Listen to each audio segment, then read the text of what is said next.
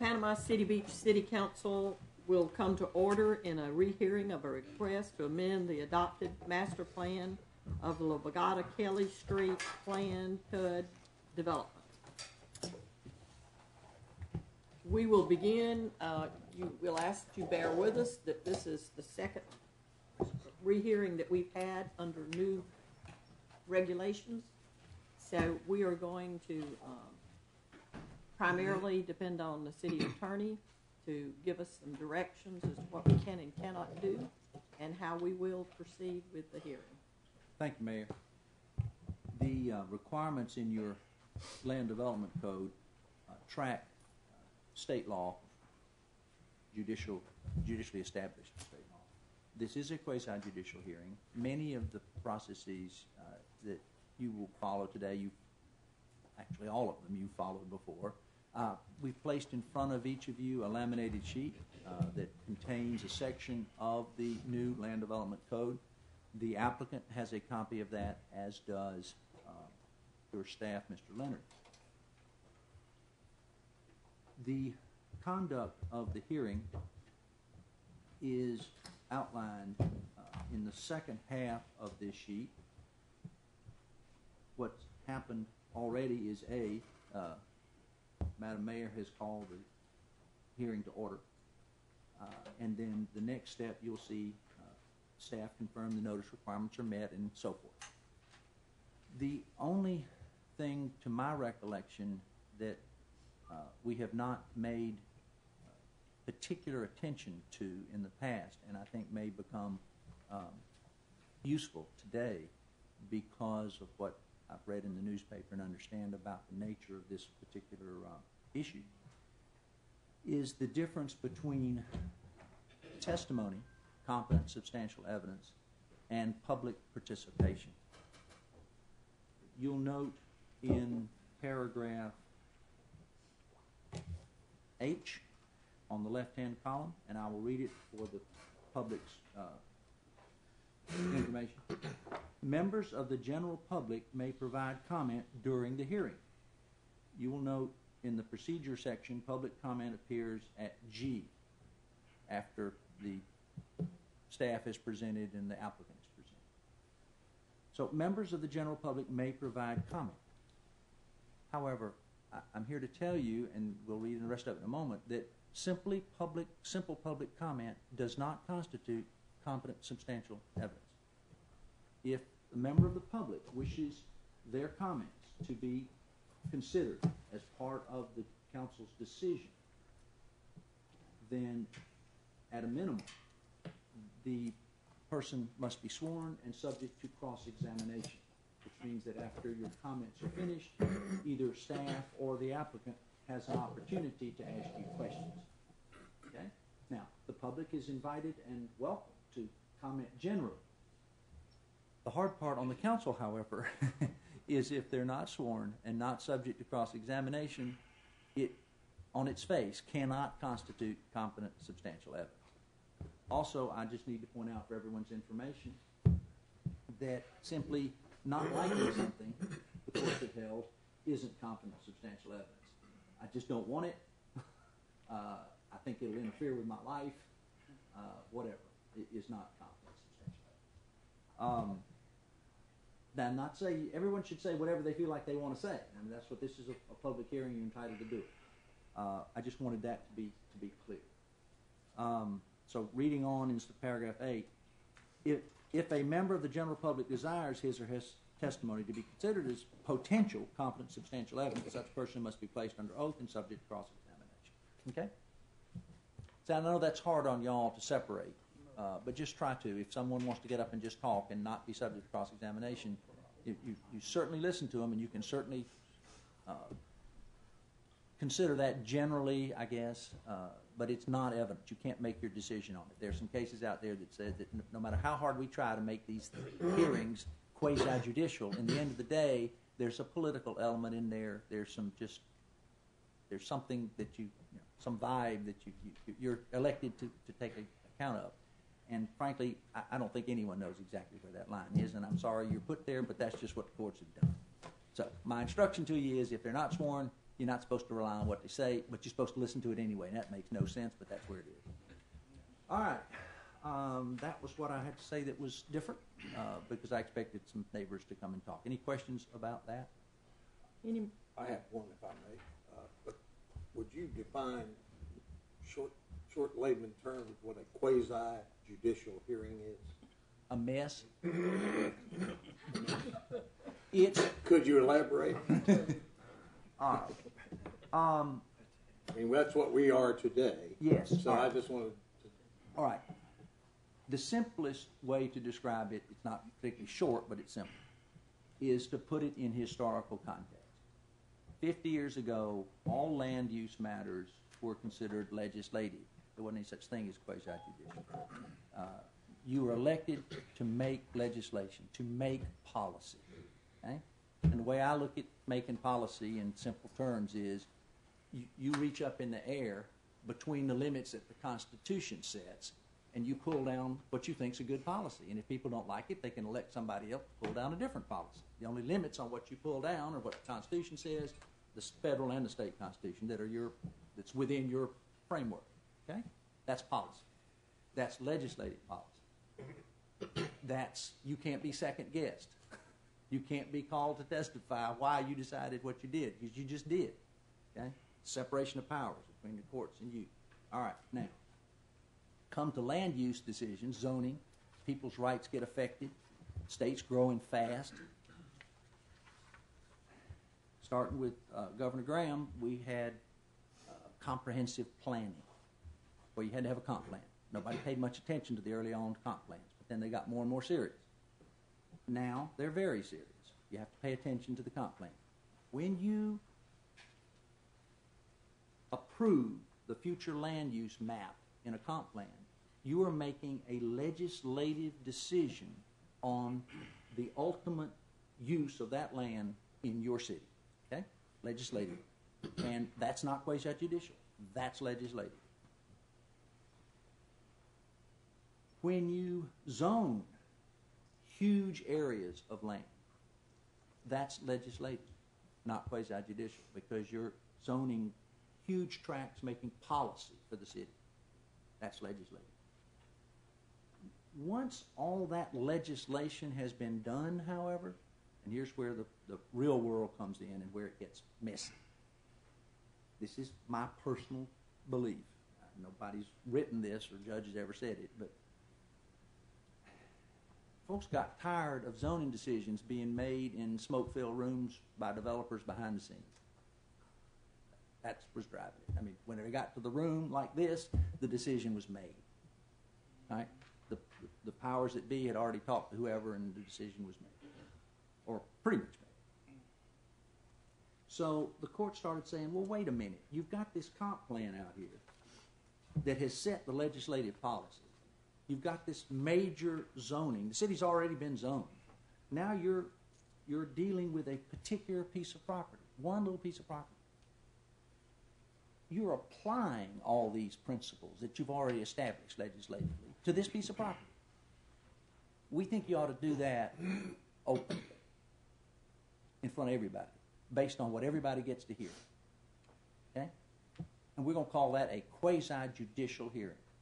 It's not legislative purely, and it's certainly not purely judicial. When it first started, we didn't know how to deal with it, and we're still struggling. This business of whether it's competent substantial evidence or not, whether the public has to be sworn or not. I mean, more and more cases are saying they should be sworn, so that's why your code says they should be sworn.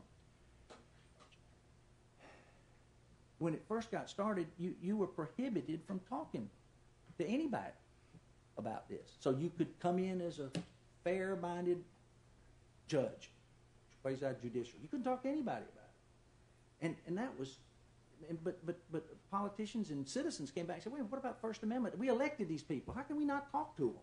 We elected them. They're our elected representatives. So it came back to this Jennings thing that, yeah, well, you should try not to, and your code says you should refrain from ex parte contact. That's this one of these. Your code incorporates that. But if you do have ex parte contact, then it's okay. You can cure that by saying, this is what was said, this is who said it to me. The classic example of that, trying to bridge the gap between your traditional legislative role and sitting as an impartial judge, which you can't be because you're elected. Okay? That's why it's a mess. The classic example of this ex parte communication is somebody comes and tells you that there's an eagle's nest on the property. And you say, oh my gosh, well, I'm not going to let that be developed. There's an eagle's nest there, and a threatened species or something. Well, you don't tell anybody that. It turns out it's just an osprey, and there are a bajillion ospreys. Okay? Well, if you disclose that at the hearing, then the owner of the property can say, wait a minute, that's not an eagle, it's an osprey. That's the classic example. You've heard me say that. So, a quasi-judicial hearing is the application of policy previously established by the council in its legislative capacity. Okay? And you apply that policy based on the facts and circumstances that you receive today. And the idea is to try to do it in the open as fairly as you can and not in a smoke-filled room. It's not. So this hearing is somewhere sandwiched between legislative and the court. Exactly. Thank you. Hence it's called quasi, and it's a mess. Thank you. It's a mess. It works. We're learning how to do it. Everybody's learning how to do it, and everybody thinks it's fairer. So the bottom line is make your decision today based on the evidence that you hear and what you think is best for the community. That's the message. Thank you, sir. And going forward, you bring up a good point here, ex parte communication, so we shouldn't talk to anybody. You're not, We shouldn't talk to anybody. you're not supposed to. Well, it's better not to. And your own code, it's not fatal. Okay, it is not fatal. It can't be because you're elected. Okay. I mean, that's how you get information. That's how you go out. Let me see how what we ended up putting in here, and I'm not going to say I don't. Well, If I didn't approve it specifically, I am responsible for it. What does it say? while you're looking, Doug, many years ago, Doug suggested to members of the city council that we not go to planning board meetings because we're going to hear those anyway, and we're supposed to hear it with an open mind. That's exactly right. We're not supposed to hear what Mel said at the planning board or John Doe, who was an appointed member. If we wait till hear the evidence, it's easier for us to know it's evident and to know it's open mind. And that's a part of it. I'm sorry, go ahead. Well, no, it's perfect, and it makes it easier on you because you don't have to decide when did I hear this. You didn't hear it. You came in. You didn't know anything. You came in here and you heard it here. You don't have to separate. Your question about not supposed to talk to anybody, that's a perfect. This gives me a perfect opportunity to describe how the law and other cities and people in your situation have come to deal with this affectionate mess. When it started off, as I told you, the courts tended to say early courts said, wait a minute, you can't have a fair hearing if you've talked to anybody. You can't talk to anybody. And then he came back and there was some legislation, and this Jennings, that said, well, if you disclose it, it's okay. Now, that balance is drawn very well. I'm not going to even take credit for it, but it's drawn very well in paragraph G. All ex parte communications are presumed prejudicial, prejudging, bad, okay? Harmful to whichever side is harmed by the contact, okay? They're presumed prejudicial. That presumption, however, goes away, and you get back to neutral state if you disclose it. So that way you can talk to people. You're elected to talk to people. But you be careful if you do, because it raises a presumption of prejudice unless you come in and say, look, so-and-so talked to me. And what y'all typically do is so-and-so talked to me, they were against it. All right, well, everybody knows what they said, you know. But you're really supposed to say, if they said something that you're not hearing today, then you need to say it. They said there was an eagle on there. All right? if something comes up in your mind that somebody told you out of this meeting, even if you don't disclose it at first, if it occurs to you during the hearing, then say, well, wait a minute, somebody told me something here. I got a bell going off. And then put it out there.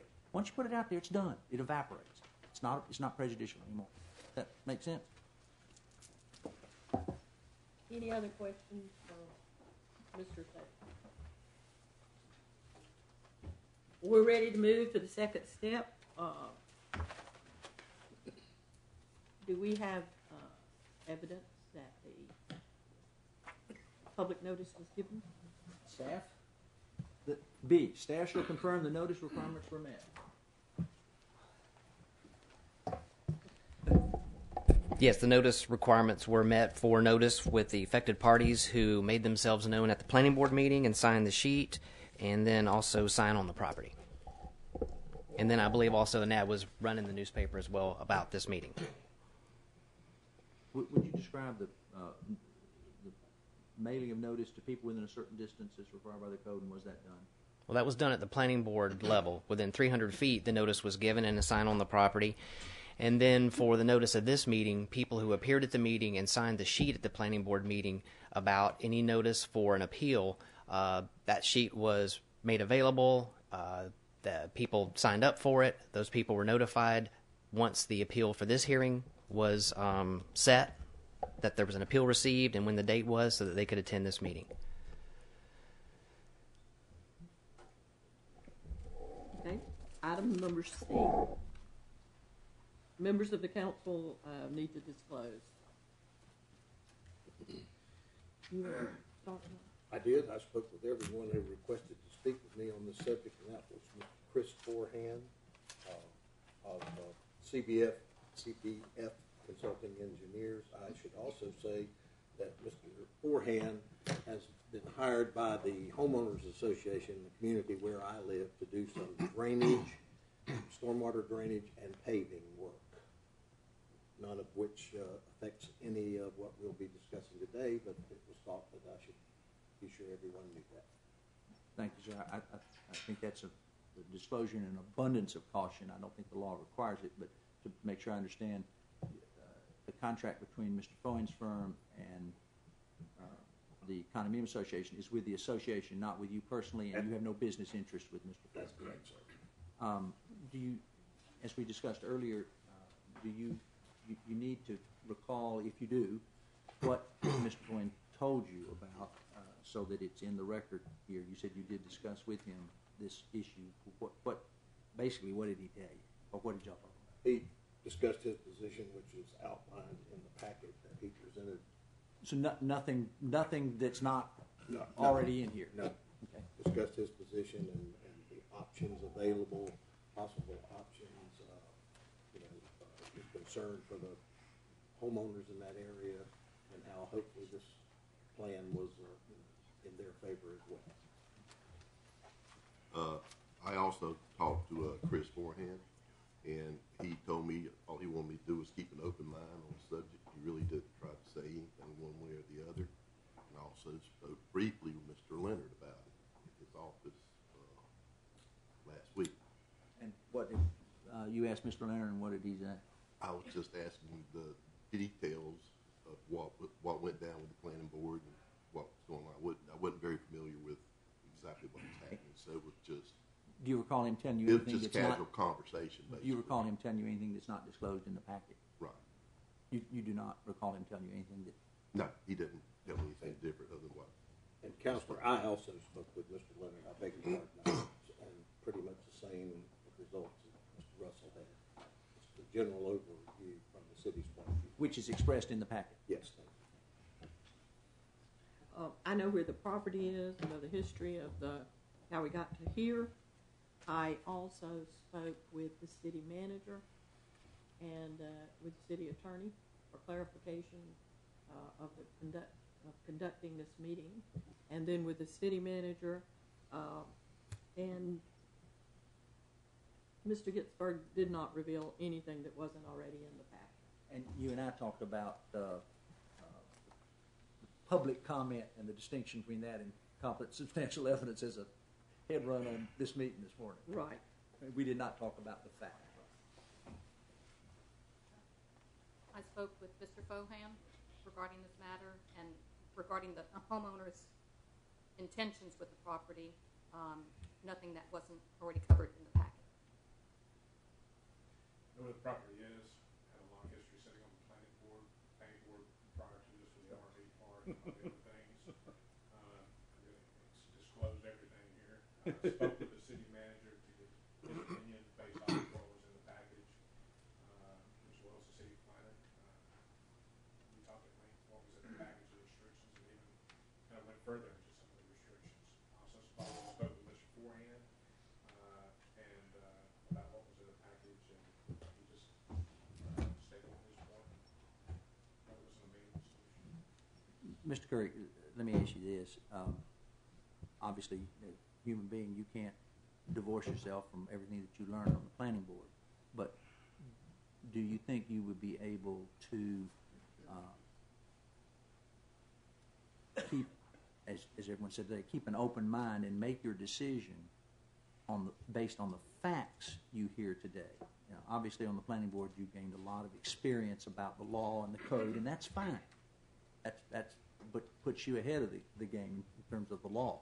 As far as the facts are concerned, do you think you'll be able to make your decision based on the facts you hear today, as opposed to what you may recall from the various planning board meetings? Yes, I do, sir. Everything that I've heard coming up today was ex parte communication. That's just all information. Okay, but is there anything that you heard previously that what I need to ask you to do is confirm that you will make your decision, however you decide to vote today, based on what you hear today, not the facts that you heard at the planning board back then. I confirm I will make my decision today based off of what I was hearing today off the competent evidence. And if something occurs to you that you learned a while back that you think might be helpful or useful in this, and that something you would rely on, then all you need to do is say, wait a minute, something just occurred to me. I remember this, and I think it does influence me. This influences me, and so I want everybody to know what it is. If you do that, then I think we're fine. Does that make sense? At this time, we will move forward with staff presenting staff analysis. I assume that's going to be Mr. Leonard. Yes, ma'am. Thank you, Mayor and Council. And does he have to be sworn in? Yes. You want to do everybody all at one time? Okay. If everyone that's going to give testimony today that wants that testimony to be potential, competent, substantial evidence, by that I mean something that the council can rely on in making their decision, and that's important because if there's ever a challenge in the future, somebody looking back at this record, if you weren't sworn, then whatever you say can't be argued to be part of the decision the council makes. Hopefully it won't ever go that far, but I need to say that looking forward. That's part of my job.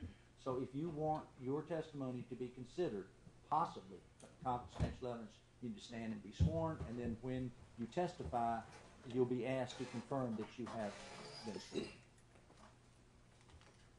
Do you swear or affirm that the testimony you give in this matter today will be the truth, the whole truth, and nothing but the truth, so help you God? I do. Mr. Leonard, do you need- that you've been sworn? Mr. Leonard, do you need the names of those people now, or can we wait till they speak for the record? That's the county waits till they speak. As long as It's up to you, though, I don't care. because they're going to give it. They're going to give it when they come up. They're Yeah. going to give the name when they come up. When they come up, as long as they reaffirm they've been sworn. And we're going to remember that they were sworn. Yeah. Doug can ask them as they come up. Did you? And Were you sworn? yes, I was. And I have something to declare as well. To remind everybody, I own a vacant lot in Wild Heron, and we received 3 letters, 2 against and 1 in support of this request. One of the letters against it was from the Wild Heron Property Association, and they also had a petition of owners that were against this request outright. So I was letting everybody know that. And that was also disclosed at the planning board meeting as well. Mayor, Mr. Leonard's disclosure is not the same as your disclosure because he doesn't get a vote. Okay, so it doesn't matter what's in the letter. his ownership interest in a property across the street from this does not render his testimony incompetent, in my opinion. It is competent testimony. You can consider it, and it can be argued by people that don't agree with him. It goes to the weight of his testimony, but not to his competency. I know this is a serious matter. However, I think we're going to get to the point, if you drove by the property, you have to disclose it. Go ahead, Mr. Levitt. I guess I would like to start out by entering into the record the agenda packet. It captures the information the planning board considered. There is also, to be associated with this, a petition of names from the surrounding area that I believe one of the nearby residents is also going to refer to when they get up, and Andrea is going to make a copy of that later in the day and put that into the record as well. But I'd like to go ahead and just start out by entering this into the record.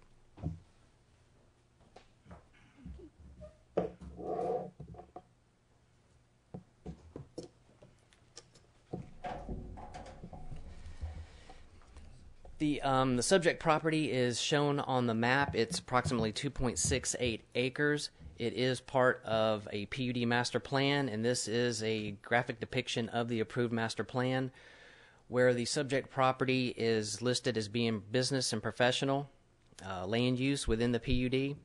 The zoning district is PUD. The future land use map designation is mixed use, but the master plan designation is business and professional, as is the very eastern portion of the PUD is a small area that's business and professional as well. The yellow on the map indicates retail sales and services that already exists on the PUD, and then the remainder of the property is the multifamily residential, which is, of course, most of the property.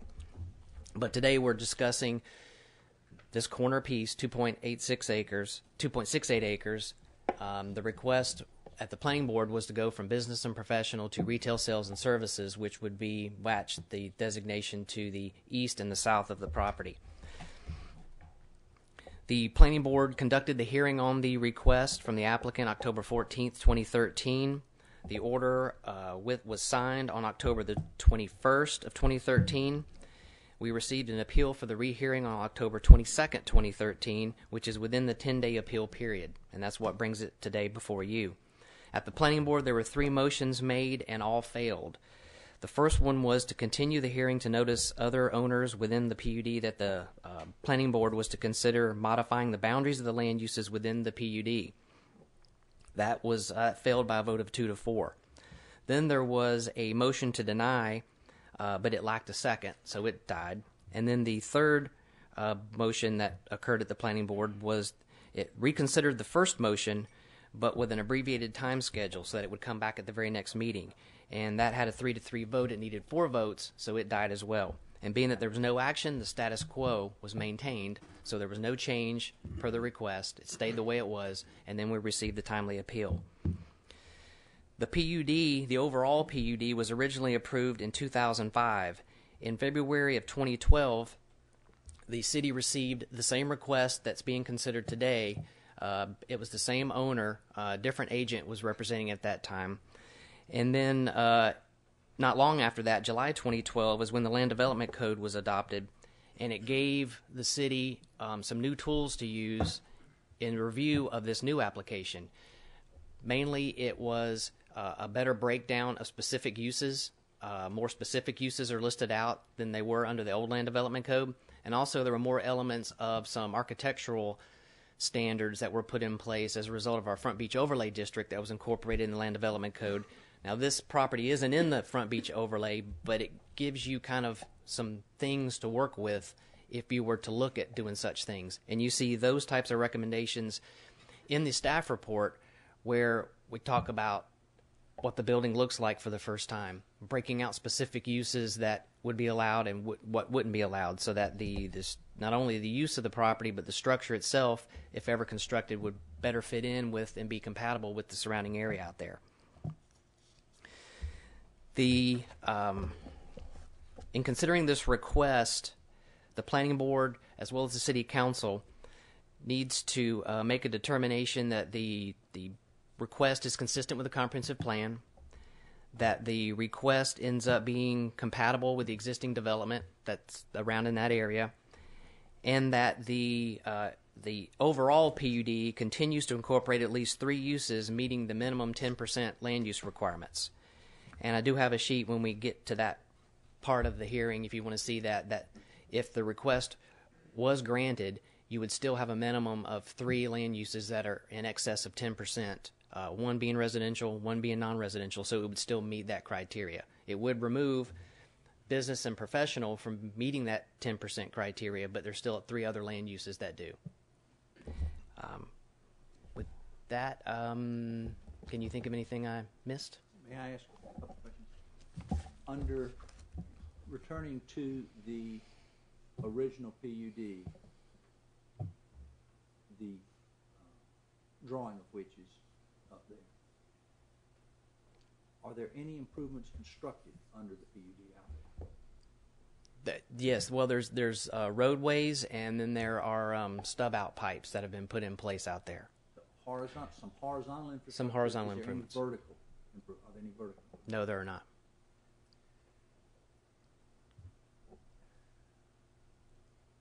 Do you know how the ownership of the entire PUD lies?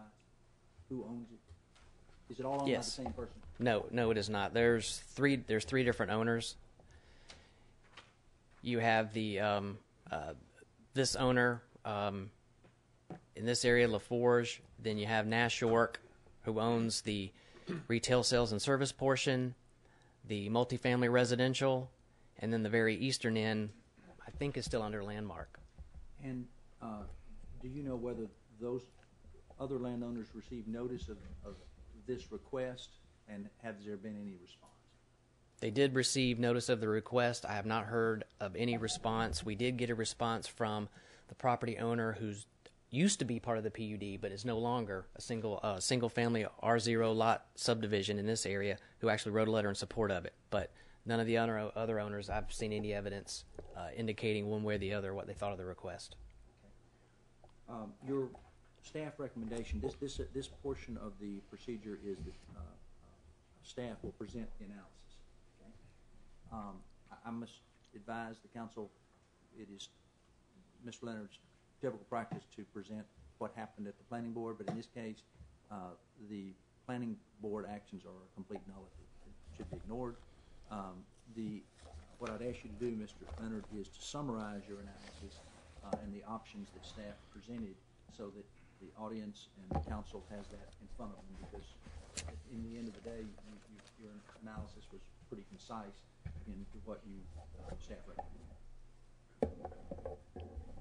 All right. The staff analysis, in trying to summarize it, is that if the retail sales and service is to be granted on this section of the PUD, that there be conditions attached to it. There is, and I can get specifically into it, but there's a list of uses that would only be recommended. Not all retail sales and services would be recommended. And I'll put a list up here based upon the staff report of the types of uses that are recommended that would be allowed under that designation.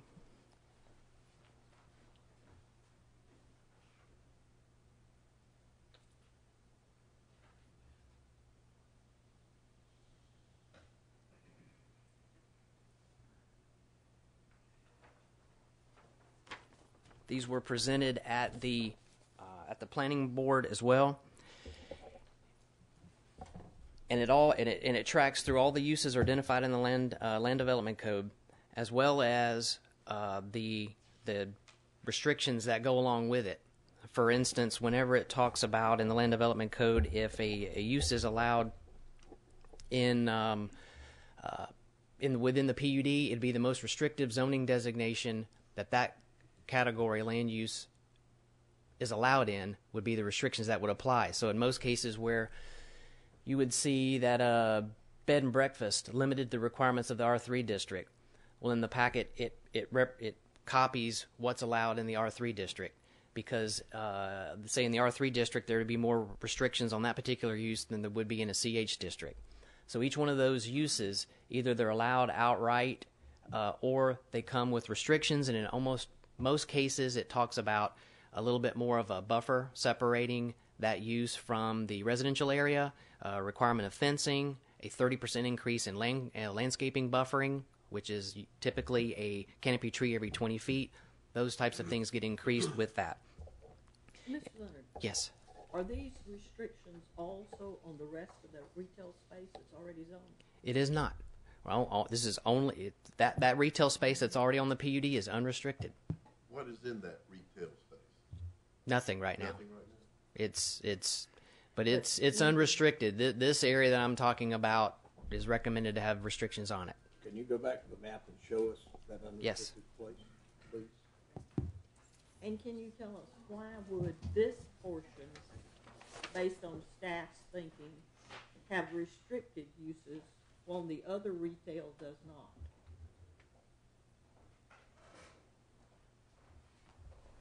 The retail sales and services that exist right now is this area in here. And it was approved under the old land development code, and there frankly has not been a mechanism to introduce new requirements on top of it. If they came in for a request, the same type of recommendation would show up. But I can't just apply the new code onto them without a new request of some sort of modification. So all of this was approved under the old land development code, where we didn't have the specific uses broken out, where we didn't have some of the architectural standards that we do in the new code that is available to be applied. But if this were to have any modification or any change to the request, I would put the same stuff in the staff report. So if I own that other retail, and I came in and gave you my plans to start building, I could do that Yes, and build whatever falls under the category. under retail sales and services, that's right. Yes. What is the difference between business professionals and retail?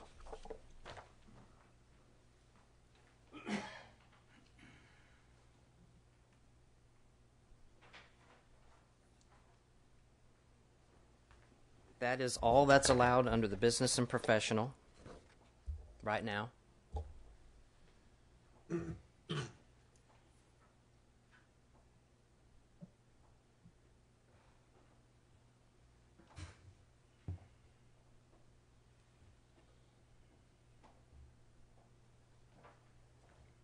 There is the massive list of what's allowed under retail sales and services. And the staff recommendation is a much abbreviated list of that. Also with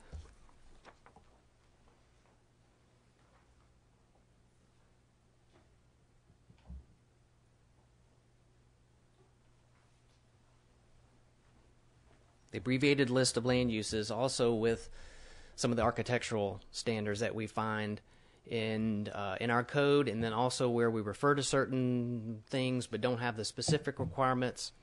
Some of the requirements I borrowed from South Walton Scenic Corridor regulations, and that's what comes up with this, where we talk about a roofing style, roofing materials, the pitch of the roof, the siding for the buildings, the colors, and the prohibition on any outdoor sound amplification. But to summarize the list of uses that the property is restricted to, it does not include anything like a big box store, a Dollar General, gas station, things that are typically have hours of operation, heavily lit, and the massing of it's typically out of scale with that. No drive-through restaurants with outdoor amplification, drive-through. You can have a sit-down restaurant, but it wouldn't have any outdoor component to it as far as amplification or drive-through goes. So those uses have been excluded from the list of possible uses that are usually allowed under the retail sales and services. I'm having trouble understanding why, in analyzing this, did the staff feel that piece of land, which touches the Back Beach Road, should be more restrictive than the other retail, which touches housing? For compatibility of the surrounding area. We have more tools in the new land development code that help better define what compatibility is, and we made use of that.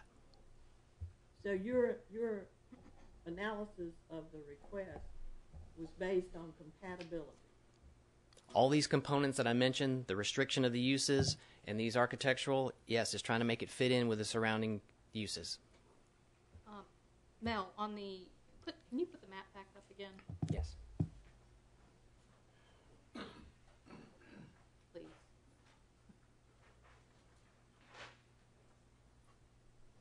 Okay. On the other side, on the west side of Kelly Street, where the proposed property is, the map I'm looking at looks like is that retail? That's right on Back Beach Road and Kelly Street? On the other side of Kelly Street, west of it? Yeah.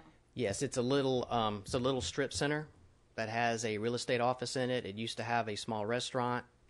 It's a real small strip center. But that backs up to the neighborhood also, right? Mm-hmm. And there's no restrictions on it other than it's office professional?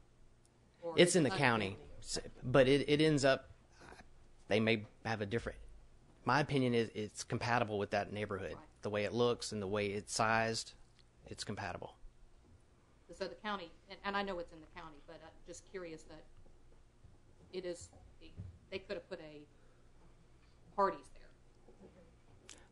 I don't know. I don't know what the restriction in the county is on that one. I'm not sure. Maybe some of the residents, because they're saying no, they may know better, more specifically. There, though, at one time. They did. They had a Fatty Patty's restaurant, Fatty Patty. but it was just a small portion of that entire center, and they've moved out. So that property to the east is retail, and you can put a Hardee's there. Is that? To the east in this area, Yeah. yes. And on down the street, I don't know the name of the street that turns into the subdivision, but there's a bank, there's a pool, Cox Pool lot, there's a car wash, a gas station. All of those back up to Sun Lane subdivision. What is it called? There's Sun Lane, and then there's Sunnyside further south than that. But Sun Lane is the northernmost one. Yes, that's about right there. Across the street from that, on the north side of 98, isn't there a restaurant or a little deli or something there? Yeah, I don't know that it's right across the street from it. Shop or deli or something? It is. Across from that bank. Yeah, across back there. I'm sorry. I asked you not to comment. Mr. Leonard, as far as following the percentages, how do the percentages change? Your business has them changed to 27% retail, 15% open space, 45% residential. How did that change?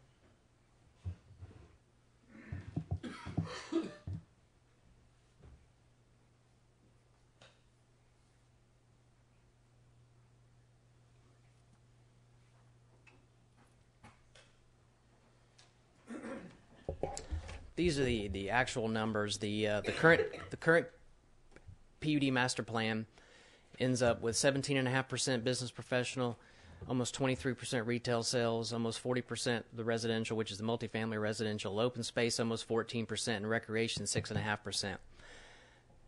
And I highlighted those that are above 10%, meeting the 3 threshold.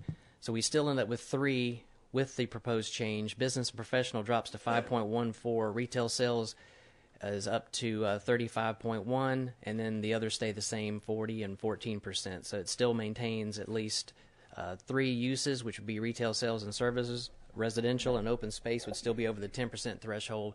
Building and professional no longer would be, and recreation never has been. However, with your analysis and based on a new land development code, from what I'm understanding, because this property's changing, if we approve this, you feel that we'll give adequate protection to the neighborhoods and the surrounding areas if we place these restrictions in there? Yes, and with the restriction on the types of uses, yes. Mm-hmm. Even though we're increasing it by 13%. Yes. It's 2.86 acres, so at the percentage it looks, but it's just a little less than 3 acres. Yes, sir. That, I believe, is the summary of the staff report. At this point, Mayor, Mr. Leonard, having given testimony, is subject to cross-examination. Obviously, the applicant is entitled to cross-examine Mr. Leonard. So I would offer, the chair should offer that opportunity to the applicant. When we will do so. Would the applicant like to come and cross-examine Mr. Leonard? I don't care to cross-examine. Okay. All right. Now, the next question issue becomes a little more complicated. General members of the public wishing to make comment later in the hearing are not permitted cross-examination. Adversely affected parties are permitted cross-examination. So the council must determine who is an adversely affected party. My recommendation be that the chair ask if anyone present wishes to cross-examine and ask them to explain why they believe they're an adversely affected party. I spoke with Mr. Leonard yesterday afternoon concerning adversely affected parties, and we discussed the fact that since your ordinances require notice to be mailed to people within 300 feet of the property, that might be a good rule of thumb to decide if someone is sufficiently adversely affected to permit that person to cross-examine. Now, with an eye towards future hearings along these lines, obviously that means that you could have a whole line of people standing up asking questions. Madam Mayor, Chairman, Chairwoman of this hearing, that's up to the chair to decide when things get redundant and to caution folks not to be redundant and to try to select amongst themselves who would be the best to cross-examine. Because at some point, they need to understand that you'll lose your patience and you get tired of hearing the same thing, which I'll just say for you so you don't have to. Thank you. So at this point, I would recommend that you inquire who considers themselves to be an adversely affected party, ask them why they think they are. You need to make that decision, and then they would be entitled to cross-examination to cross-examine Mr. Leonard. I noticed one gentleman was about to jump out of his chair, so I'm sure he's going to say something. But you might want to ask if anyone else, and then make a decision of how you want to handle cross-examination, because it's going to come up later. Okay. So at this point, we are to ask if there's anyone in the audience that has been sworn that would feel that they are an affected party and would like to cross-examine Mr. Leonard. Yes, sir. You need to come forward. Are you the only one? No, the lady. I don't feel I need to cross-examine. You just want to testify later. I just want to make sure that I have the opportunity. Well, you can consult with him, and it's really nice if one person could do it. And if he doesn't ask something you want him to ask, then y'all talk and he can answer. But at this point, you're not making your case. No, I'm not. I'm just going to cross-examine Mr. Okay, Leonard. and we need to determine tell us your name Lubomir Warrock, and your address. 21521 Moreland Avenue, Panama City Beach. And did you receive a notification letter and you are within 300 feet of this property? Yes. Is that sufficient to the city council to say that he would be affected? Yes, sir. Okay, Mr. Leonard, can I ask you where you came up with these percentages? Where did you get that information from? I took that from the acreage that's shown on the property appraiser's map, and also their files showing online what the acreage is for each one of those ownerships, and then compared it with the PUD master plan, and then used the ArcGIS tool that we have from Bay County to measure out what those polygons would be, to approximate what those percentages would be. Can you tell me what the percentages were in the master plan that were approved? The ones that were indicated in the master plan are slightly off from the acreage from the property appraiser's map that's shown up here.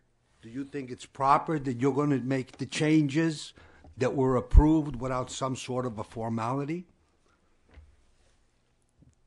This is the most accurate representation of what those acreages are, and nothing changed on the master plan map. Well, the acreages have. The boundaries Your have not percentages changed. have. Would you like to go by the acreages that were on the master No, plan I would map? like to I'm go by perfectly the fine with yes. that. Let's go by the master plan acreage. So And can they've already been can submitted into the record. Okay, but can we just take that off then and put the proper acreages up and the percentages? Yes, I'll put this back up, but what this will do is the proposed condition still remains the same. That is unchanged. No, that is not correct, and I'll point that out to you. But I'm not finishing cross-examining you. Okay. Where's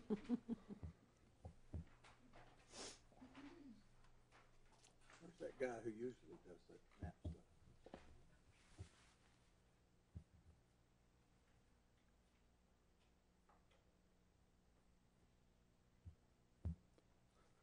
Now, would you say that that indicates multifamily to be 45%, retail sales and services 17%, business and professional 16%, recreation 6%, and open space 15%? Yes. Thank you. Now, the other question I have, you made a statement that the land uses that were approved were 5 land uses of the master plan under the old land development codes, correct? That there were 5 land uses. It's the Approved. It's the one shown up here for the master plan, not under the. Yes, Yeah, under the, okay. that's what you said. The PUD was approved under And the then old you land said development, that even though the percentages would change, they would still abide by the new land development codes. That's what you said. You realize that? Yes, the minimum of 10% for 3 land uses. Do you know that you were wrong? Well, I expect that you were going to show that, so I will show that. I can see where this is going. Yes. So my question is, why would you make a statement that suddenly the land uses were non-residential and residential? That's not what they were approved for, non-residential and residential. They was approved for specific uses. You are aware of that, right? Yes, and there has to be 3 land uses, all at least 10% or more. Please What let me are the answer. okay? One has to be non-residential and one has to be residential, and that's what I said. Okay. And do you know that under the new land development codes, the non-residential uses don't count? They don't fall into the 10%. You are familiar with that? No, I'm not. Did you look at the land development codes? Yes, I have. Did you have any part in making them? Yes. Why wouldn't you know what you did? Well, we will discuss it further. Okay. Thank you. Thank you. If you wish to cross-examine Mr. Leonard, come forward, give us your name and address. Good morning. My name is Nicole Hopkins. I live at 125 Sun Lane, Panama City Beach. Okay, wait just a minute Yes, now. ma'am. We need to qualify her as Adversely affected party. as an adversely affected person. Is her address within? It is not within 300 feet. Then we can't allow you to cross-examine. I can give you 3 reasons why I'm an adversely affected party. Would Okay, that be do that, and the council okay? will- One moment, please.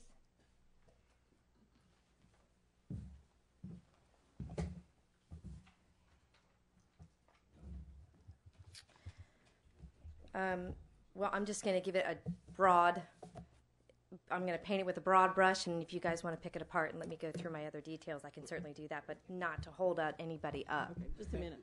Yes, sir. You will have an opportunity. Oh, I just have one question for Mr. Leonard. I don't want to go through all this. That's why I said I'm just going to paint it with a broad brush. No. Okay. What they're Mary, it asking. might be easier just to let her ask her one question. It's up to y'all. We don't know that she's adversely affected, but do y'all want to let her ask the one? Well, I can question? ask Luby to ask a question. I can certainly do that. She's probably 305 feet from the property. Well, not. She's not too far. I'm not that far, but I am halfway down Sun Lane. I'm more than 300 feet. Is it There will okay? be opportunity for public comment at the end, right? Yeah, this isn't public comment. This is a question directly to what he spoke to. So I can go get Luby. That Let's do that. That way it doesn't set a precedence that could. Okay. Could you please ask?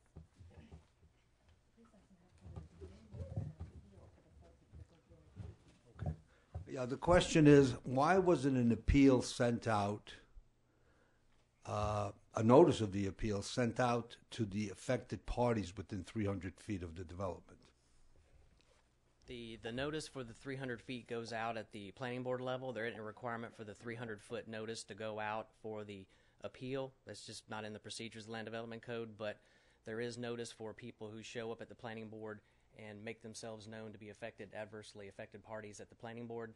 They get the notice of when the hearing is going to be held. Thank you. You're welcome. Is there anyone else that is an affected person that would like to cross-examine Mr. Leonard? Hearing none, are we ready to move to the applicant? So at this point, we would offer that the applicant come forward and provide evidence of your reasoning and your request. Good morning, and Doug, I have been sworn in. My name is Chris Forehand. I'm with CBF Consulting Engineers. Address is 4511 Highway 389. I am here representing the owner and the applicant who owns the 3-acre parcel there at the intersection of Kelly Street and Highway 98. I want to commend staff, Mr. Leonard and his staff, for all their hard work in coming up with the restrictions in one of their recommendations to the planning board and to the council. And we agreed with them. We felt like that would satisfy some of the adjacent landowners. We certainly agree with their recommendation to allow retail sales and service along with those restrictions. My client is happy with that. And I'm happy to answer any questions that you have for the applicant. Does anyone on the council have a question?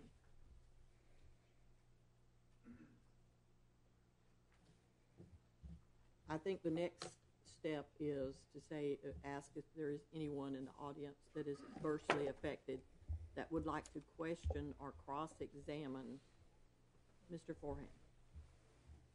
Yes, sir, come forward, give us your name and address again.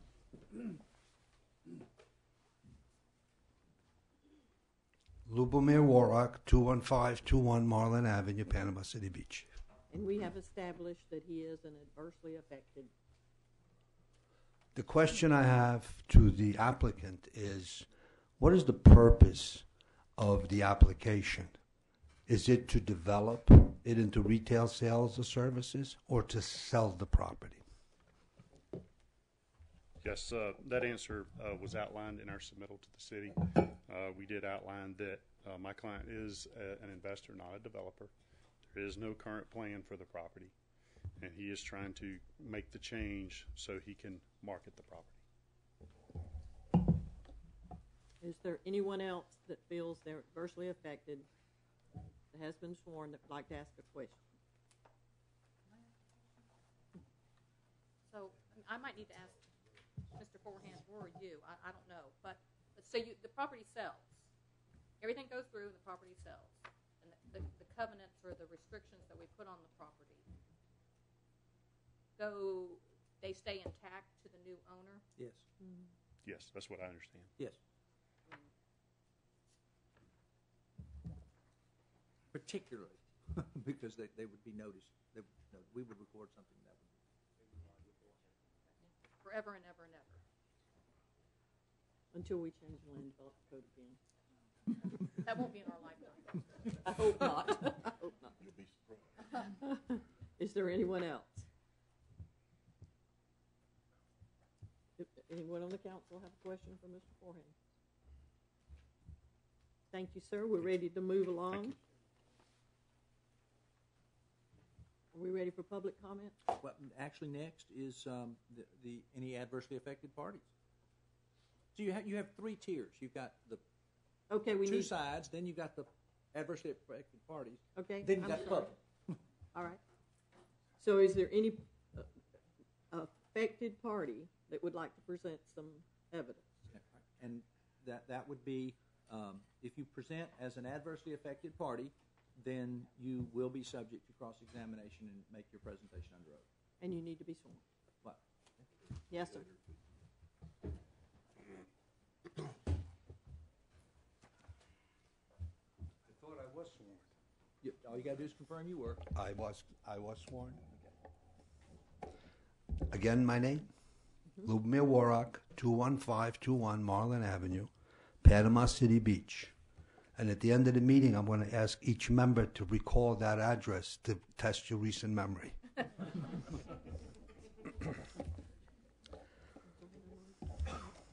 And you can give us our names. I will. Of interest to me is that we even have to talk initially about ex-party communications, because there's always the question is, what's the intent of the party that's initiating that? It's not to say hello, and like Mr. Russell said, he just told me keep an open mind. Does that mean that his assumption was that your mind was closed before he called you? Makes no sense, does it? I mean, we know why he called, trying to influence you. And even though it's out of, you're saying, I'm going to be even, you're still in the back of your mind. So let's keep that in mind, okay? And that's why I'm against ex-party communications, and the council members next time ought to consider that and say, listen, I refuse your call. I'll talk to you after the meeting, not before. So we're faced here with a little bit of a problem in that there's a transition from old to new in the land development codes. Now, this property was approved in 2005. That's the master plan. In 2006, the development plan was approved. And here we are in 2013, and I'm of the belief that there's such a thing as grandfathering. So I believe the city would have a difficult time in a court trying to explain to the judge, oh no, this property is considered under new land development codes, even though it's been approved 8 years ago. So I'm going to give you the reasons why, according to your land development codes, old as well as new, why you can't approve it. It's that simple. It's not in the cards for you to even consider it. So I'll start with the old development codes.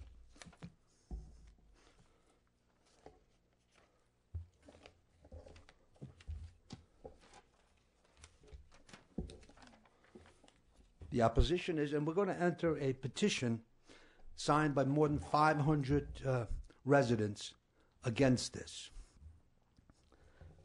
And the reason that what happens with this particular thing is that there are 3 landowners. The master plan was approved because all 3 landowners agreed to developing this land as one tract of land.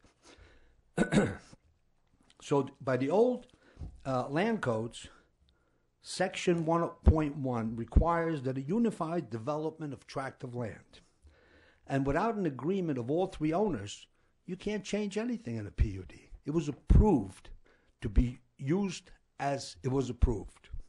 Section 1.4.6 requires any revisions of the master plan must be submitted for approval with the same procedure and formality as the approval of the original master plan. And it stands to reason. If the original master plan required 3 owners to approve it, you need approval of 3 owners to make a change. And it specifically said that a notarized statement from all property owners indicating approval of the proposed amendment is required as part of any revision to a PUD. Approval without unified control violates Section 1.4.6 and 1.4.1. Section 1.4.4 requires that in order to approve a master plan or any revision thereof, the board shall first determine in a public hearing that the following conditions are met: that the development is planned as one complex land use rather than an aggregation of individual and unrelated buildings. And again, without the approval of the others, you can't determine that. And the submitted application that's put in to change from retail space that entire 2.68 acres, you also had that the land was approved for 5 land uses. The 5 land uses were multifamily, retail, business and professional, recreation, and open space. And the breakdown was 45% for family, 17 for retail, 16 business and professional, 15 open space, and recreation 6%. And there was that so-called bubble plan that required that each land use, you can only have one land use less than 10%, according to the old land development codes. With this proposal, it would increase the retail sales and services to 27%, reduce business and professionals to 6%. So by the old land development codes, you would fail on a bubble plan because you would have two uses less than the required 10%.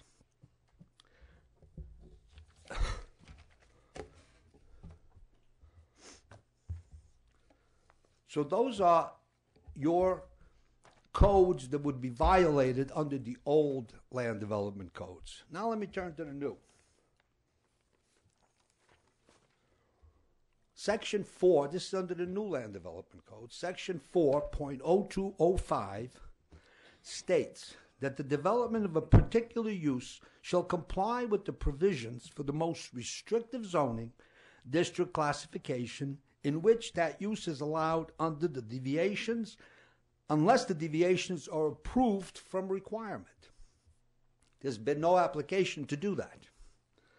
Section 4.0205 states that a PUD shall consist of development that is coordinated rather than an aggregation of individual and unrelated buildings and uses, and shall be under single unified ownership. There is no unified ownership. He is one of three, and he does not own all of the property.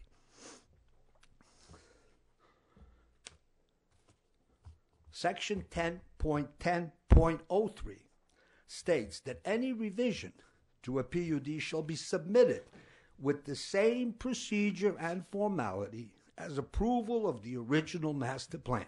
Now, this is in your new land development codes.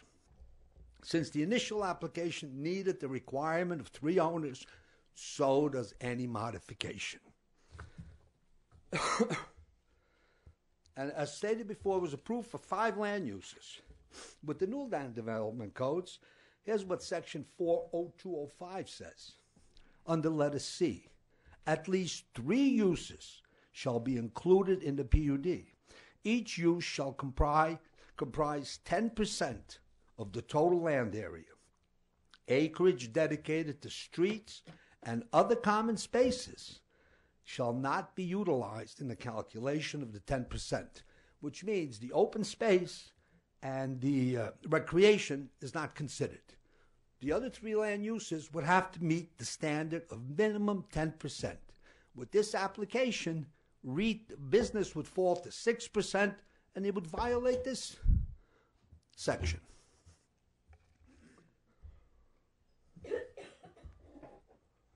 Now, under Section 4.0205, letter D, development of each use in a PUD shall comply with the provisions of the most restrictive zoning district classification, which that use is allowed.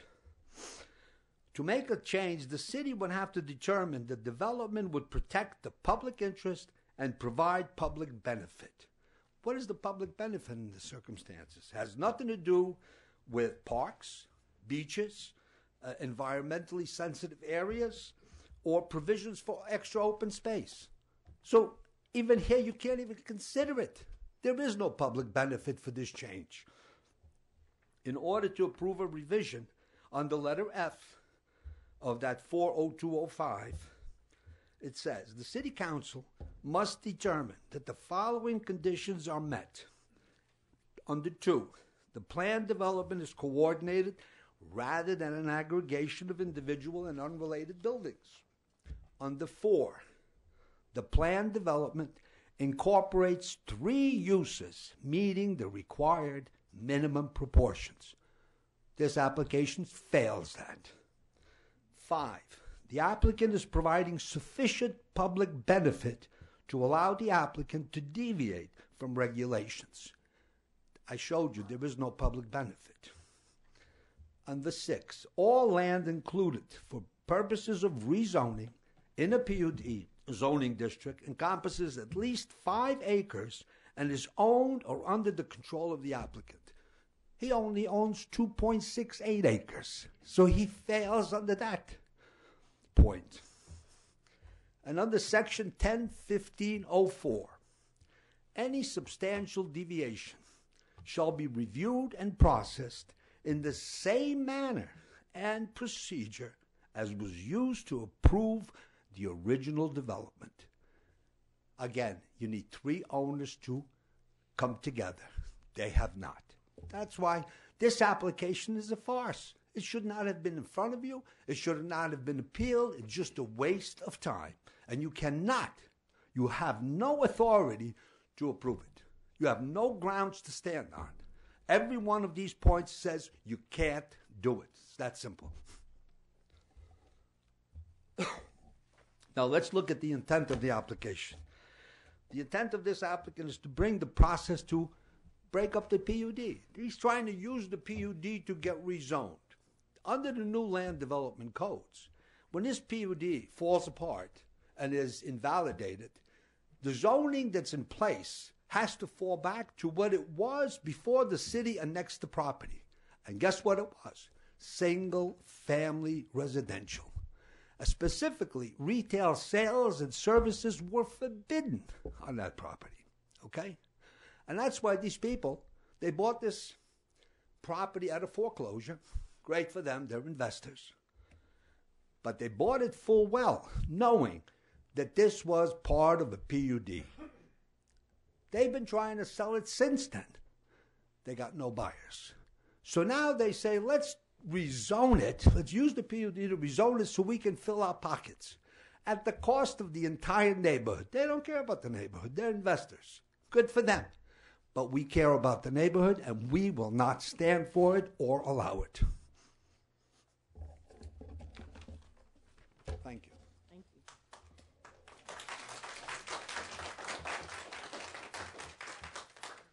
Is there any other affected party that would like to present evidence opposing the request?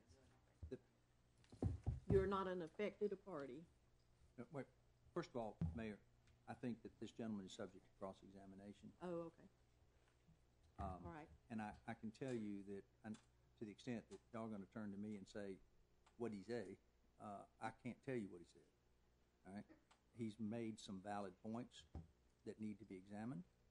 We can either do that in the course of this hearing right now or not. But I need to at least understand, because he was going so fast, what sections he referred to. I did not have the old code in front of me, so I'm not in a position to respond. If I would invite, what I would like to do, if it's all right with the chair, is ask him a few questions myself, make sure I understand what he's saying, and then I don't know that the most efficient way to do that is in this hearing, but this is where we are. Your Honor, may I make a suggestion, is that we consider letting Mr. Leonard, his points that the gentleman made were very good points, and let Mr. Leonard speak to each one of those points, just because he obviously thought differently when the staff made the recommendation. He could probably clear a lot of this up. Well, I think we're going to get there once Doug drills down on exactly what those points are. Then I'll be happy to get up, because I imagine Doug will have a similar question for me about how it all relates. So. I want to understand exactly what the points are. Okay, so because so much was covered so quickly. as a right of the procedure, anyone can cross-examine. Yes. And so we need to do that. I would like to do it, and typically the council ought to ask their questions first, if you have any. So. Good morning. Good morning. You put a lot out there. Okay. Let me start with the percentage discussion that you had. If you could direct me under the new code, repeat that percentage discussion. Sure. For me. And I'll try to follow as best I can. I've got it on my computer. Okay. Section 40205, letter C. Okay, stand by. Do you have hard copies of the LDC? may I borrow, rather than thumb through this digital copy? It would be quicker.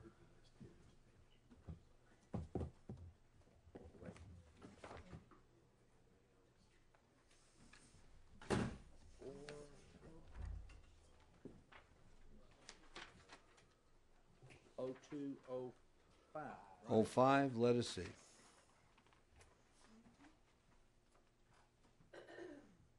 Okay, all right, I'm there.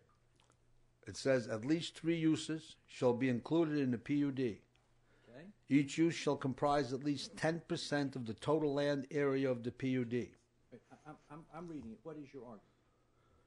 My argument is that this application fails because by switching that area, I think that if the map was How do you compute the area? 22 acres. I mean, if you go to the tax site, they'll give you the exact acreage what people are paying taxes on. It's approximately 22 acres is the entire lot of land. I'm referring to the map. The far right corner is 1.5 acres. This applicant's area is 2.68 acres. Everything else belongs to Nash York. Subtract those two, and you can figure out the percentages. Take a percentage times multiply it. I'm sure you know how to do that, and you'll come up with the same percentages I did. Sir, you have one shot at this hearing to make your case clear. I Okay. need you- Well, then I refer you to the master plan I need that was approved. That had the exact acreage, the exact percentages. Mr. Leonard, do you have it? Do you have the master plan that was approved in 2005? Sir, would you try to answer my question? I am answering your question, sir. Sir, now, let me ask again. How do you compute?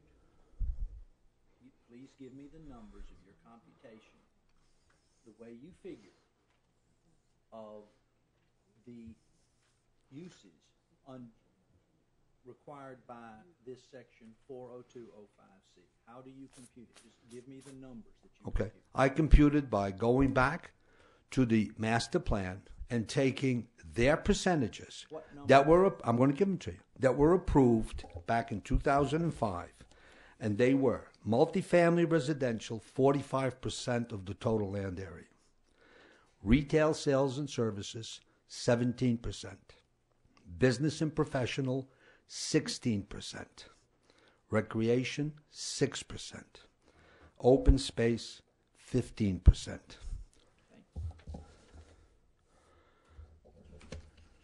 Now, sir, then Wait, what? Okay, I'm not. Let me finish my question. Let me finish my answer. You asked me a question. Please be patient. Let me finish it for you. you have given me the conclusion.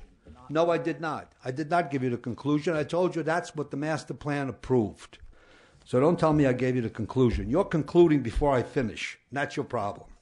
Sir, we will not talk in that Okay. tone of voice. Okay. To address anyone on this council or staff. Okay. We're trying to work with you. Okay. Then let him not try to put words in my mouth. Th- Please ask him not to do that. This is a cross-examining. Okay. You need to answer his questions to the best of your ability. Okay. So based on those numbers that I gave you, when you calculate the 2.68 acres of the total land area, this particular property constitutes 12.65% of the total land area. Sir, now I need to try to understand what you're saying.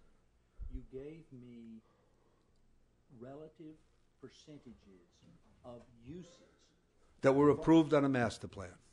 from the master plan Correct. with no information concerning the underlying hard numbers that produce those relative percentages. You then gave me one hard number, only one, 2.68 acres, and then you gave me another percentage of 12.65. What I'm trying to understand is how you're doing the computation. Okay. If the entire land area is 22%, Thank you. All right, go ahead. 22 acres, that's what I told you initially. Okay. And 1.5 acres on the far right side belongs to Alabama Company. We're only talking about uses. I don't care who owns it. No, but to get to the uses, you have to understand the percentages. Okay? can we start with acreage and, 22 acres. okay, now, how many acres on the original plan are in multi? Do you know?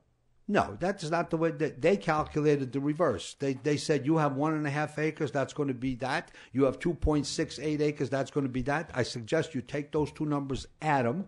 It should be approximately 4.18. Go ahead, add them, 4.18.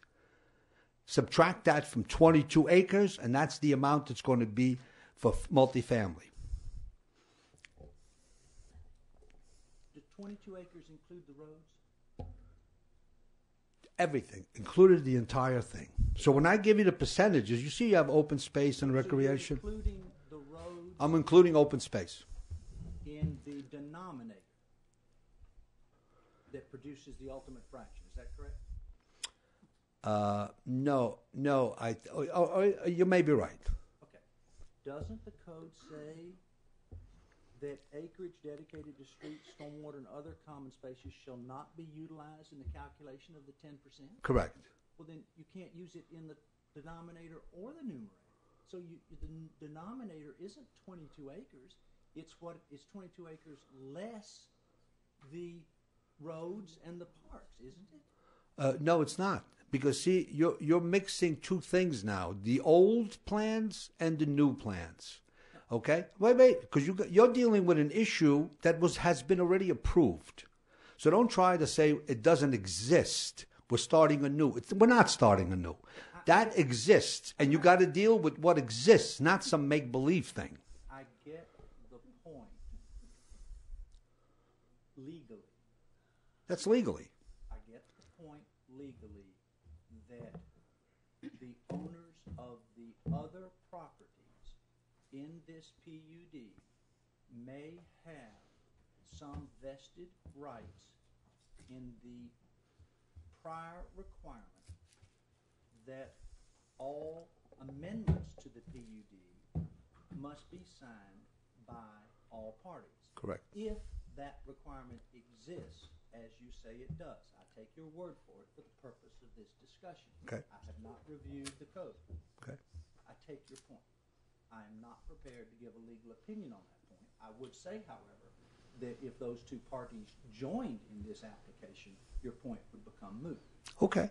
Would you agree? I would agree that it would become moot of that requirement of the three landowners. Okay. So what I'm trying to do now is address what I perceive to be I'm trying to address the comment you made about having two different standards. I'm trying to, the old and the new. I was just trying to focus on the numbers under the new. Okay. So yes, that's what I was doing. I'm not trying to mix apples and oranges. Right. I get your point about the transition legally. Right. Now I'm just trying to understand, and I can't give an answer to that. Okay. What I'm trying to understand now is how you are concluding under the new code that this application, if granted, does not meet the 10%. That's what I'm trying to understand. Okay. Fair? That's fair. Okay. So tell me how. Very simply. I mean, you're making an assumption, I would imagine, that under the new code, there would be no roads, no open space, and we would take this property and develop it into single-family, residential, as well as retail services and business and professional, and not have a way to get around the property. But that's your assumption. And then it will meet the standard, because each one will be at least 10%. Well, Okay? But you have to have roads and you have to have open space. Okay? So even though this land development code, which I didn't write, you people wrote it, I believe what you meant by it is that we're not going to consider it to be a minimum, that open space doesn't have to be 10%, that trees and recreation doesn't have to be 10%. And I believe that that's what it refers to. It doesn't refer to that the entire property is not going to have open space and recreation. Okay? So let's not mix these things. That's why you got to look at it as the plan is. There is open space, and so that's not considered in the 10% minimum. But the land use of buildings or offices or families is. When I held my hand up, it was an indication that I just thought that you've heard enough. Well, I have and you were given up. because I'm looking at the code now, and I'm focusing on the fact that, would you agree with me that each use shall constitute at least 10% of the total land area? Correct. And you don't count the streets. So my earlier comment about, or question about whether you take it out of the numerator and the denominator, I understand, and I presume that the way you've done the calculation is you take the streets and common spaces out of the denominator. You do not take them out of the, you do not take them out of the denominator, but you can't count them. No, I go by by the plan that was approved, and I use those numbers to make that determination. I don't understand. I give allowance for the open space. If you took, have you computed the acreage for the uses exclusive of the roads and open spaces? No, and you can't do that because that wouldn't be a plan. It would be a disaster. Mr. Sales, can we move to the next point, and Yes. and then we'll consider our response at the end.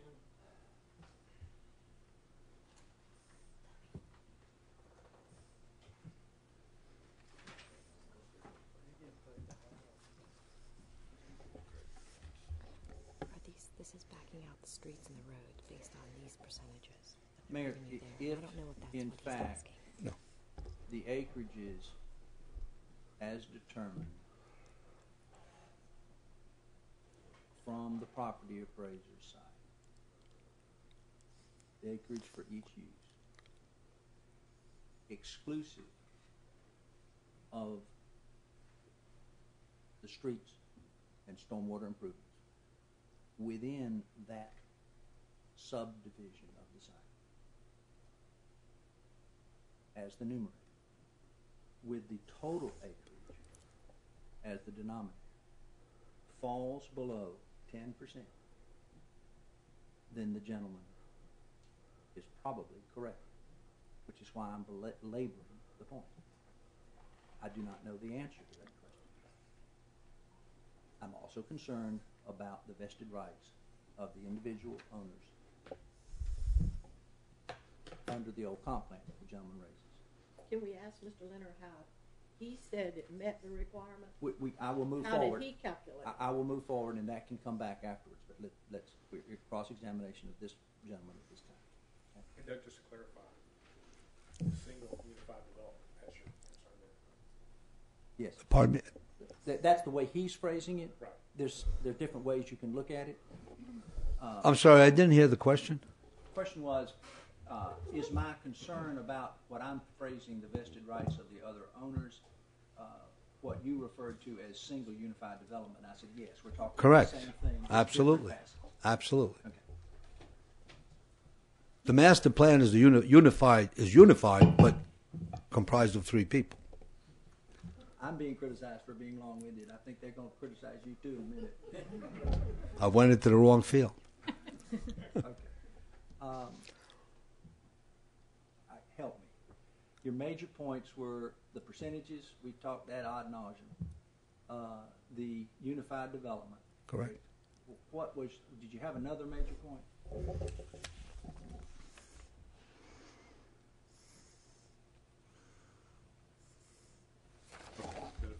Public Right, and then of course the zoning of that tract of land altogether prior, outside of the PUD, because under the new land development codes, remember that the zoning, if this is invalidated, the PUD, and it's got 2 more years that it'll fall apart by itself if nothing moves forward on that master plan, then that zoning in that area is only allowed to be zoned what it was prior to the annexation by the city. Do you know what the RA1. Do you know what the future land use map designation for this property is? No, under the new codes, it specifically refers that it would have to be, the zoning would have to be specified at the time of annexation in order to be under these new rules, and it was not. And the city annexed that property under the old rules, and it has to revert back to single-family. You can look that up. I'm 100% sure of that. agree with that, but that's beyond the scope. My Okay. question is, do you happen to know what the future land use map right now No. for this property is? No. That's the only question. Anyone else have questions? So would we like to ask Mr. Leonard to come back? Would I or would? No. No, would we? I think you Oh, can sit down. okay. All right. This is actually the portion where you can call for another adversely affected party. Before we can ask her. Well, you can, whatever you want to do, it's not important, but your options are ask for other adversely affected parties, ask Mr. Leonard to come back, or ask for public comment. All right. Are there any other adversely affected parties that would like to speak? We have determined that you're not. But we weren't in adversity. No. They can still speak as public, they can still speak as public comment. We're not to public comment. We're on Okay. adversely affected parties. Can I ask a question? If you come back up to the podium.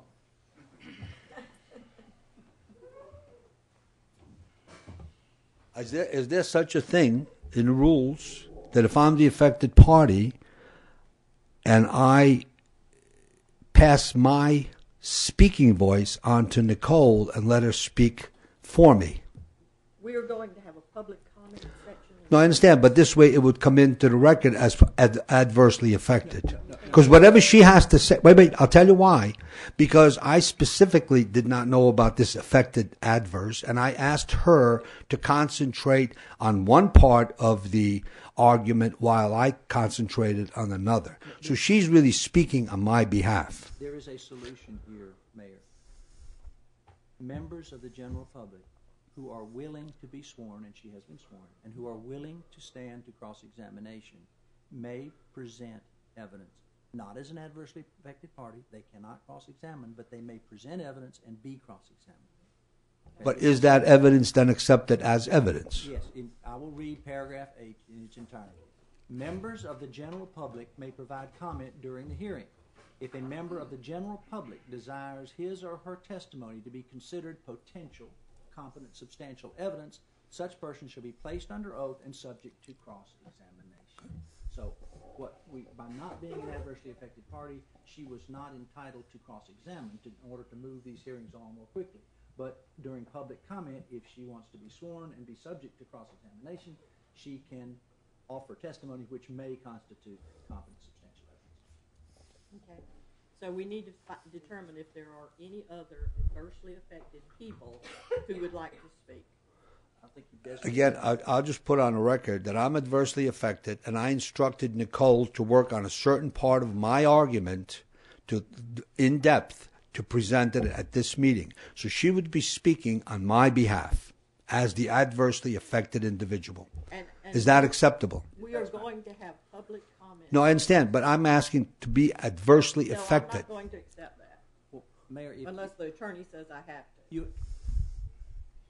We're If- going to public opinion next. Yes, Why ma'am. don't you just get up and talk then? She can. What he's asking, I think, is he wants to, ahead of time, not knowing exactly what she's going to say, be bound by whatever she says. And there's no reason for you not to take that if that's what he wants to do. Well, then why couldn't anybody just speak? Because she's speaking on my behalf. Well, let me answer that question. No. This is a nuance that really doesn't make any difference, probably. But the gentleman is asking to be bound individually by her testimony. Okay? I don't know why, but that's what he's asking. She's entitled, if she chooses, to testify and proffer what may be competent substantial evidence. All she has to do is agree to be sworn and be subject to cross-examination. And that testimony will come in just the same as, and if it's competent substantial evidence, it can be relied on without his being bound by it. If he wants to individually say he's bound by it, he said it. You don't have to accept it or reject it. He said it. It's beyond the pale of anything I've ever considered. I don't know why he's saying it, but if he wants to say it, it doesn't hurt anything. Does that make any sense? Not a whole lot. But Well, Mayor, I don't know whether he...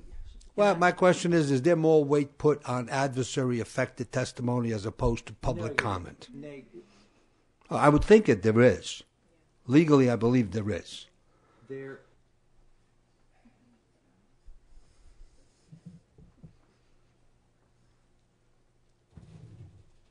Or you should ought to consider that there may be.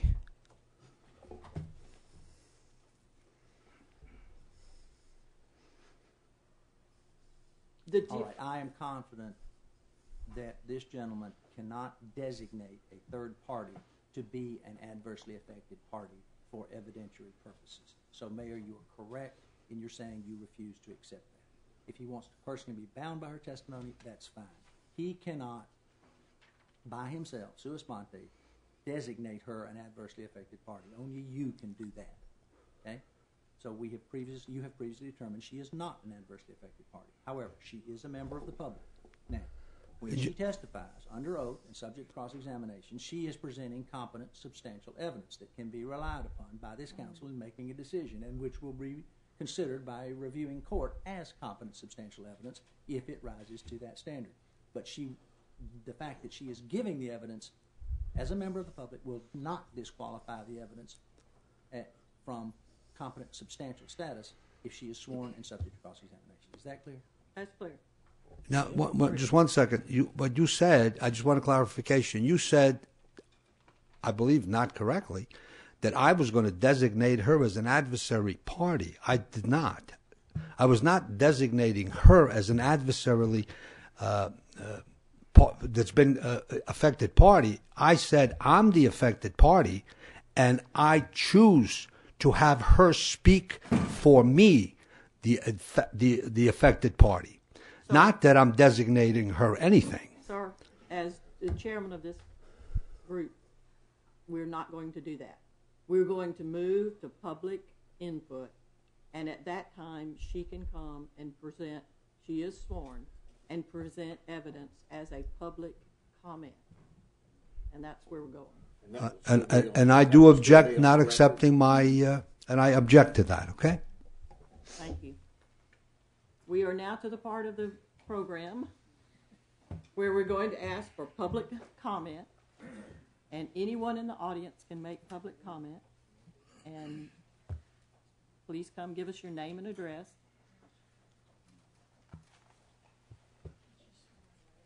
Thank you. I've been previously sworn. Nicole Hopkins, 125 Sun Lane, Panama City Beach 32413. Before I speak to my points, I'd like to ask if I am allowed, if other people in the community that are farther than 300 feet are allowed to be considered as adversely affected persons. I think this rule was just kind of established here about 30 minutes ago, and I think it needs, if not done today, it needs to be looked into further, for sure. First of all, ma'am, yes, sir. Do you wish your testimony to be considered competent, to be potential competent, substantial evidence for this hearing? Yes, sir. Are you willing to be cross-examined? Yes, sir. Okay. Anyone else who's a member of the public, mm-hmm.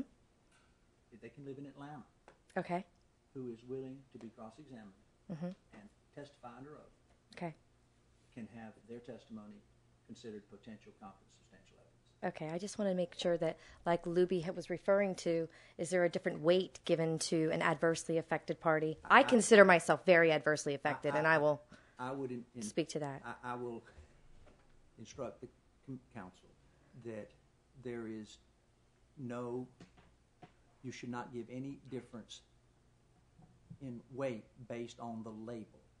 You can consider all the facts relevant to the witness's background, demeanor, experience, expertise in considering the weight of that witness's testimony.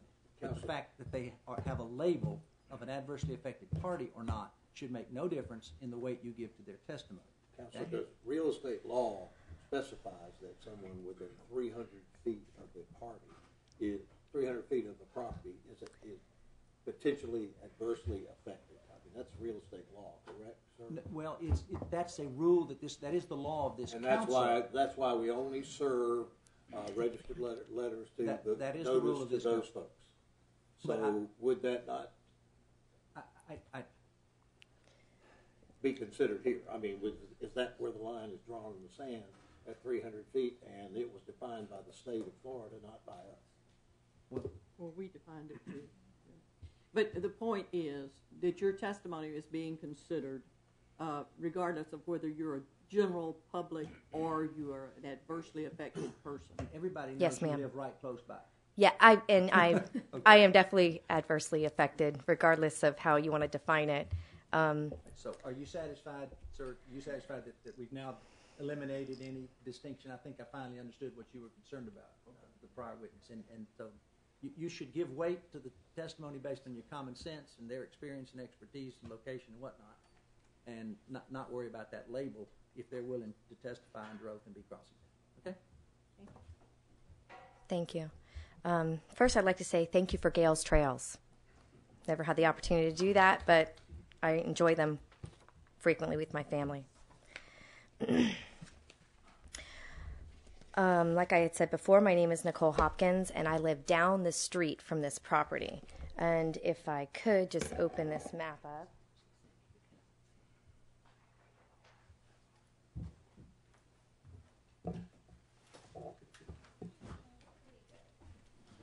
Do you need me to zoom out or anything? Or is that... You know, I really would like something that shows this side of the neighborhood here.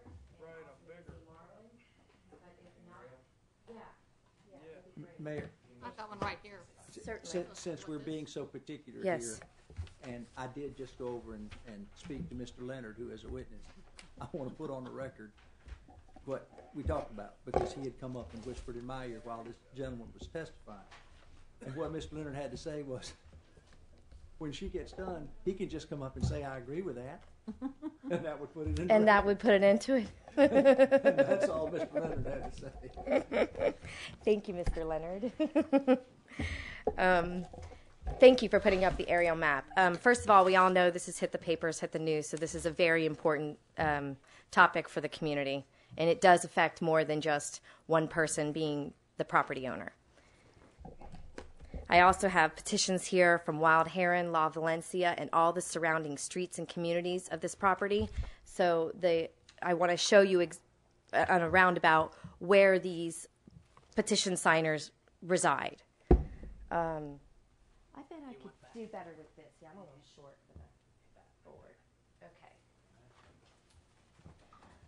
Subject property, Wild Heron all up here.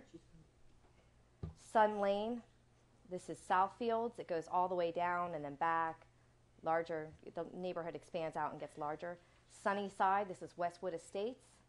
And here are the other streets involved, especially here Marlin, that rounds out to Back Beach and Kelly.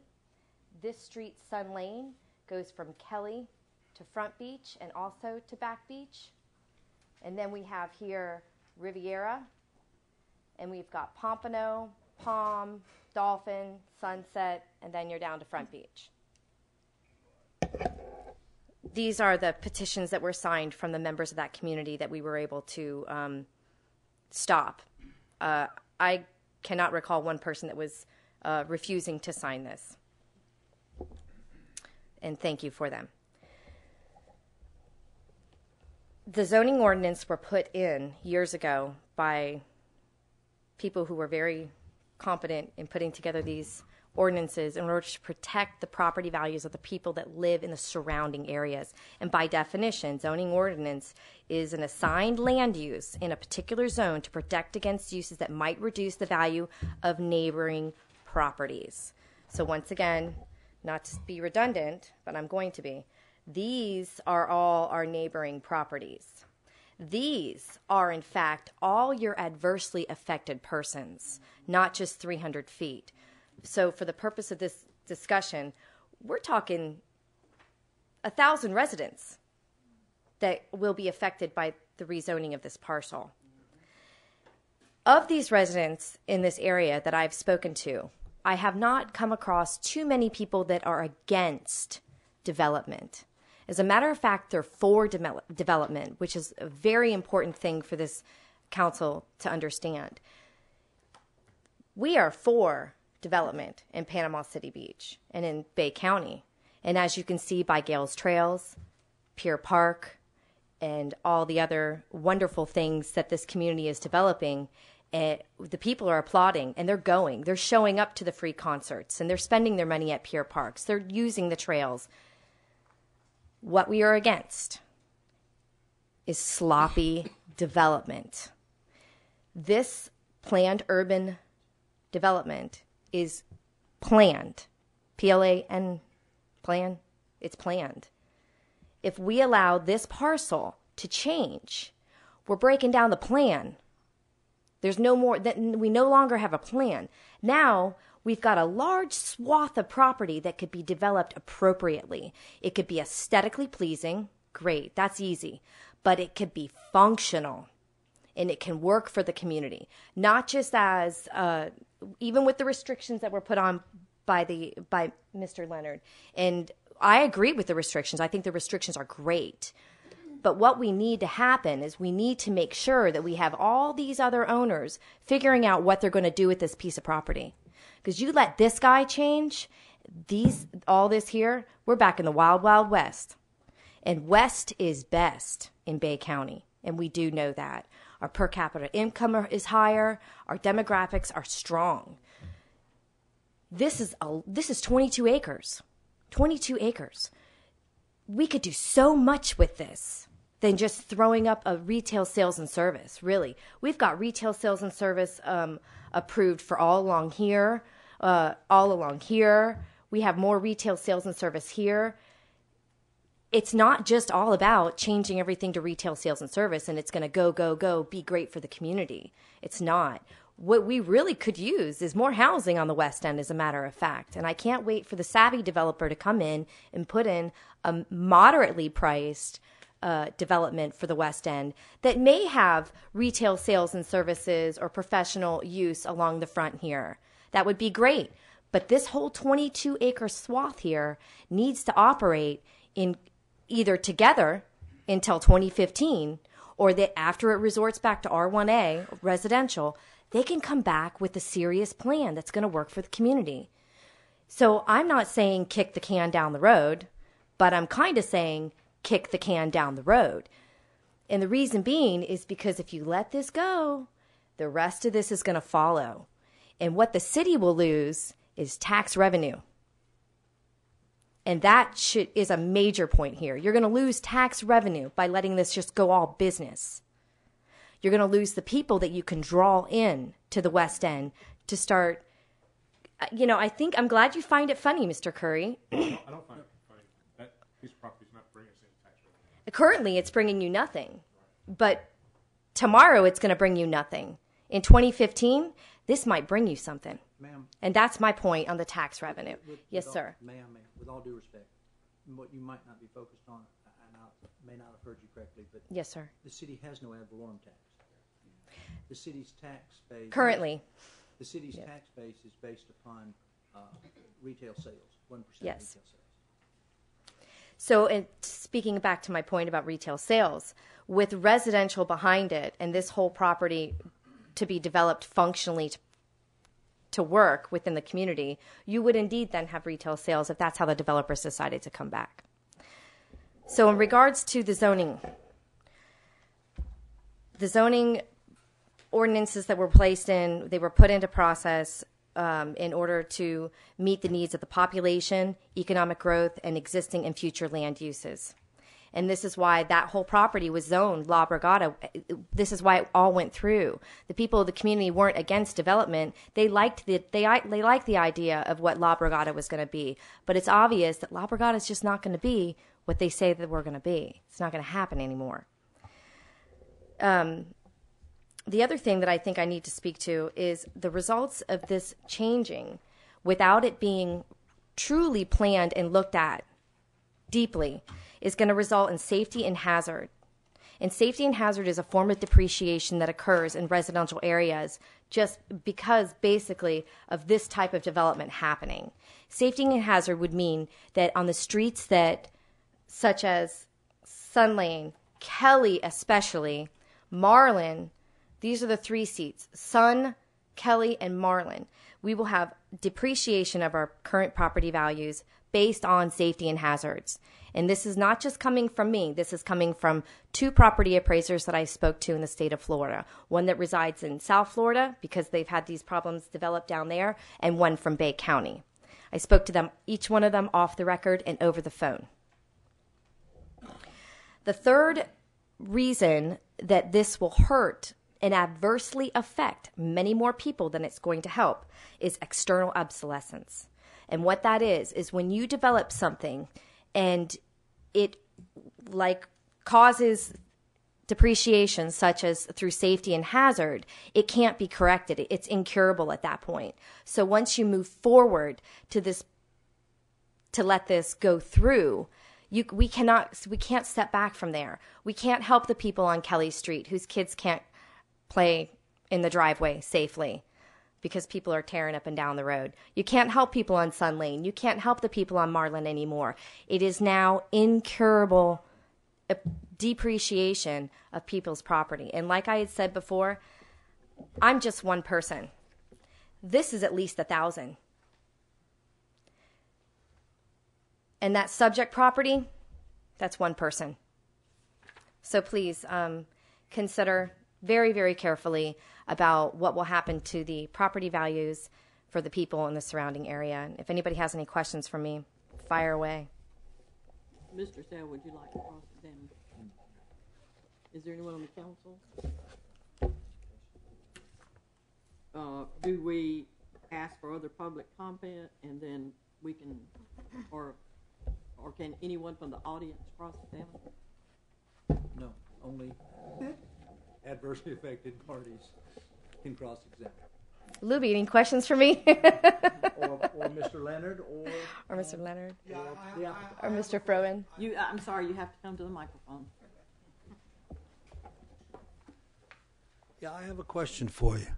If you owned that big piece of property, not the subject property that we're talking about, or even that, also that the other 2 owners, what would you, if you were the owner of that property and this was going on, what would you be thinking? If I were the owner of The other properties. Okay, if I were either this guy at Business and Professional or this guy right here in the center, I would be thinking, yeehaw, they change it, I'm suing the city. And I'm going to recoup my losses. That was an excellent question, Luby. Because that was my thought. I think the city would be on a hook for whatever they paid for it. Yep. And Nash York paid $20 million for that chunk of land. And that's what the city would be paying Nash York. So consider that. Please ask me what I would do if my property value decreased due to incorrect. What would you do if your property was adversely affected by this retail sales and services being approved? Can a lady cross-examine herself? Apparently. Doing a good job. Thank you for that question, Luby. I would have never thought of it myself. If my property value decreased because of the 3 items that I spoke to in regards to depreciation due to what a property appraiser would tell me that had occurred, I would certainly seek legal counsel to see how I could recoup the loss of my property value. And then I would probably at that point call Luby and see how his property depreciated. The 2 property appraisers that I spoke to, as a matter of fact, gave me an estimate, and it was a crude estimate, of anywhere between 10 to 15% on my property value. Thank you. Any further questions, Luby? No, thank you. Would anyone else like to? Sir? Ma'am? Those property appraisers you mentioned, they are from South Florida? No, one was from South Florida, and I am related to that person, I will say. And the other is from Bay County. And when I spoke to this person, I said specifically that it was off the record and that I would not mention his or her name because I felt that if I was going to hire this person to come in and speak, then that would be the proper way to go about. I asked questions. I just made phone calls and asked questions, general questions, to make sure that what the points I was speaking to were valid. I didn't want to come up here and with no validity to what my argument, which I feel is a pretty solid argument. If you would like to enter those petitions in the record, you need to give them to the city clerk. Yes, ma'am. I was instructed by Andrea to hang on to them because she is going to provide you with a copy. It needs to be entered into the record, Okay. Certainly. Thank you. and Andrea can get it.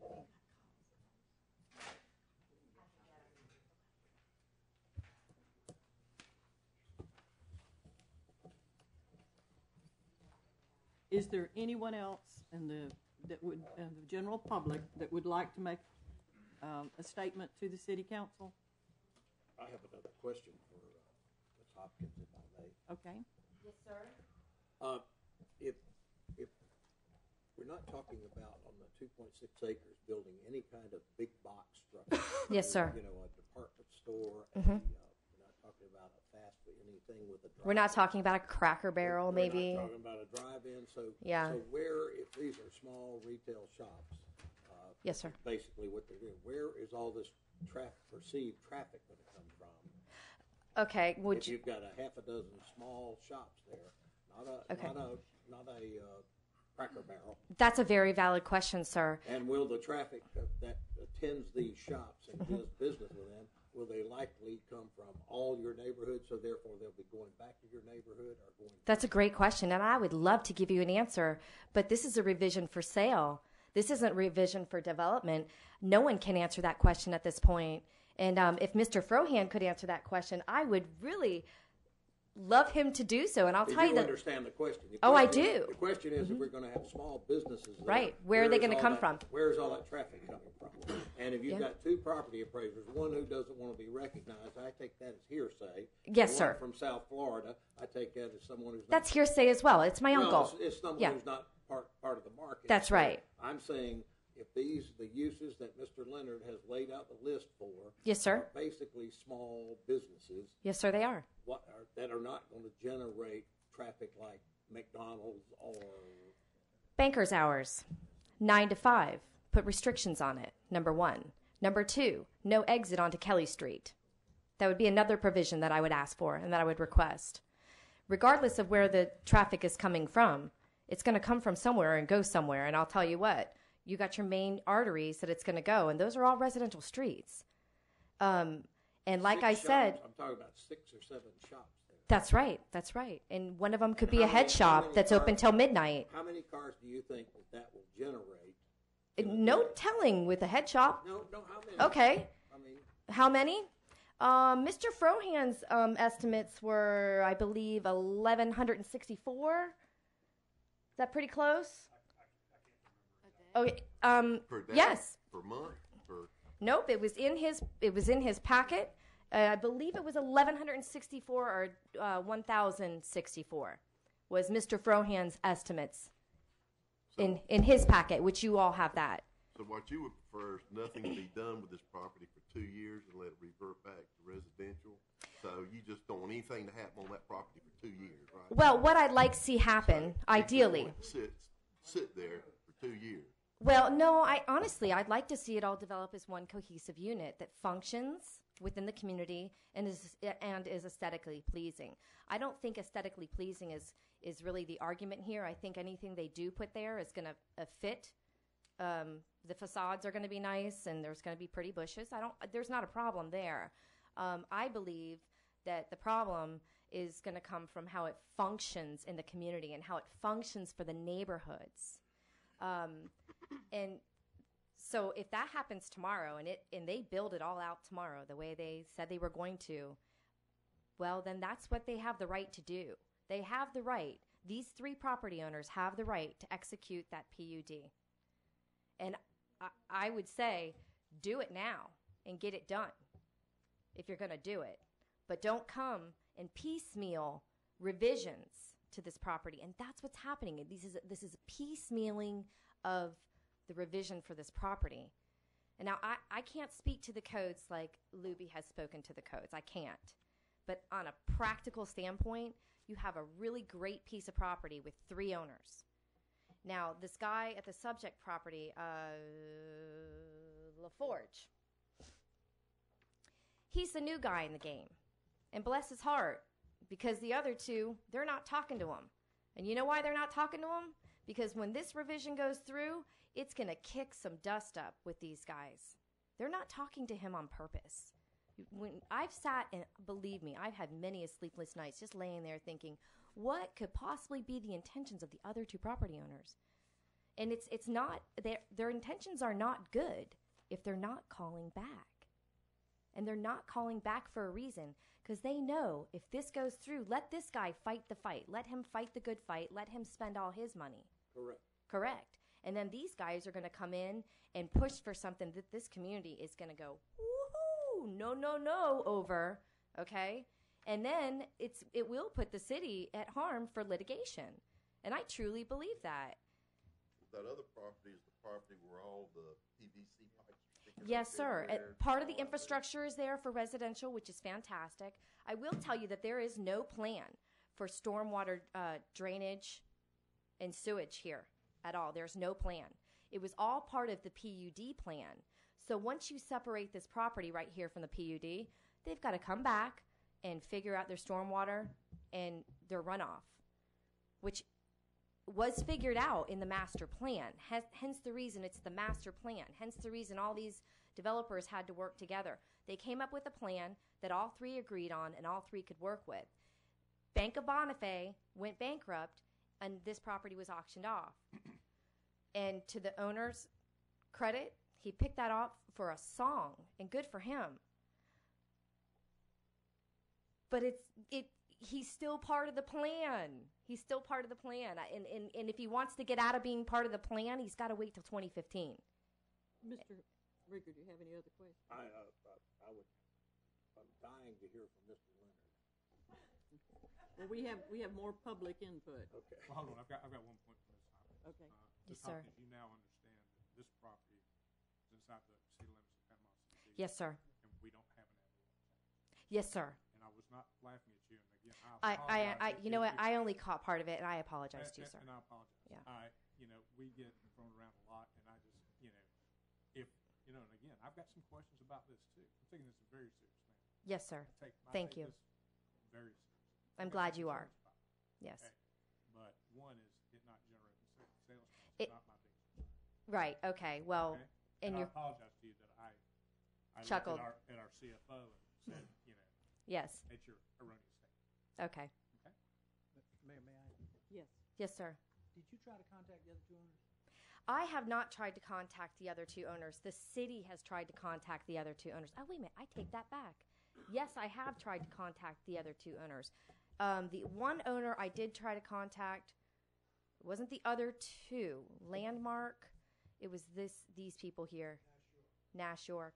And actually, I tried several times to contact them and to no avail, who am I to contact these developers? What are they going to say? Hey, lady?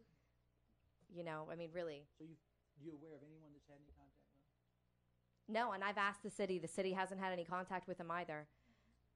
And actually, Mr. Frohan was asked if he was able to contact the owners, and he was not able to contact them either. And in the previous meeting in 2012, the previous McNeil Carroll, they were also unable to contact them. So I believe the last people that had contact with all of these owners would have been in 2011, and that was when they were trying to turn it into a trailer park. So, you're welcome. Yes, sir? You said that they, can I just, to your question. You want to cross So the the Zoom? record's complete.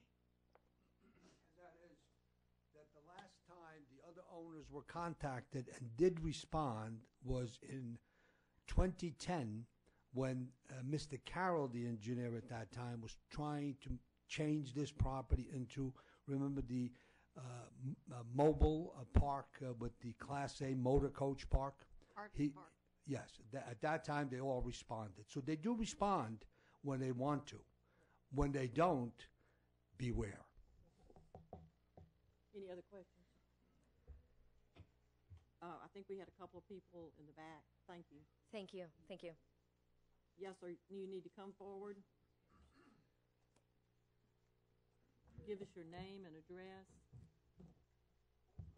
My name is Ronald Mitchell, 126 Sun Lane. And Mr. Sale, do Have you you been sworn? Yes. Do you? I'm not under the adverse group. Do you wish your statements to be considered as part of the council's decision, confidential evidence, and so are you willing to be cross-examined? Absolutely. Long before any of you were on the board, Panama City Beach has had a hodgepodge of development and zoning. For instance, there's a minuscule amount of sidewalks in Panama City Beach. It's the only city in the world I've ever been in that doesn't have sidewalks. The people who live in the West End moved there because it's residential, and they chose to keep it that way. And I'm sure every one of you would be opposed against the small little stores coming in around your neighborhood. That's why you live where you live, because you wanted it to be that way. And you don't expect encroachment every day of the week. And like you mentioned, oh, you said it's a small business and it doesn't make much traffic. Well, then when you make the next property that little business, the next one and the next one, all of a sudden there is a lot of traffic. When a piranha bites you, one of them don't hurt you. But when a lot of them bite you, then it does hurt you. And that's the whole point, to keep the west end of the beach residential, because that's why the people move there. If you have a master plan and you want to make this all commercial, fine, make it that way, and the people won't live there. Thank you for your time. Thank you. Anybody want to cross-examine this gentleman? Mr. Stale? Anyone else in the public that would like to make a... Yes, ma'am.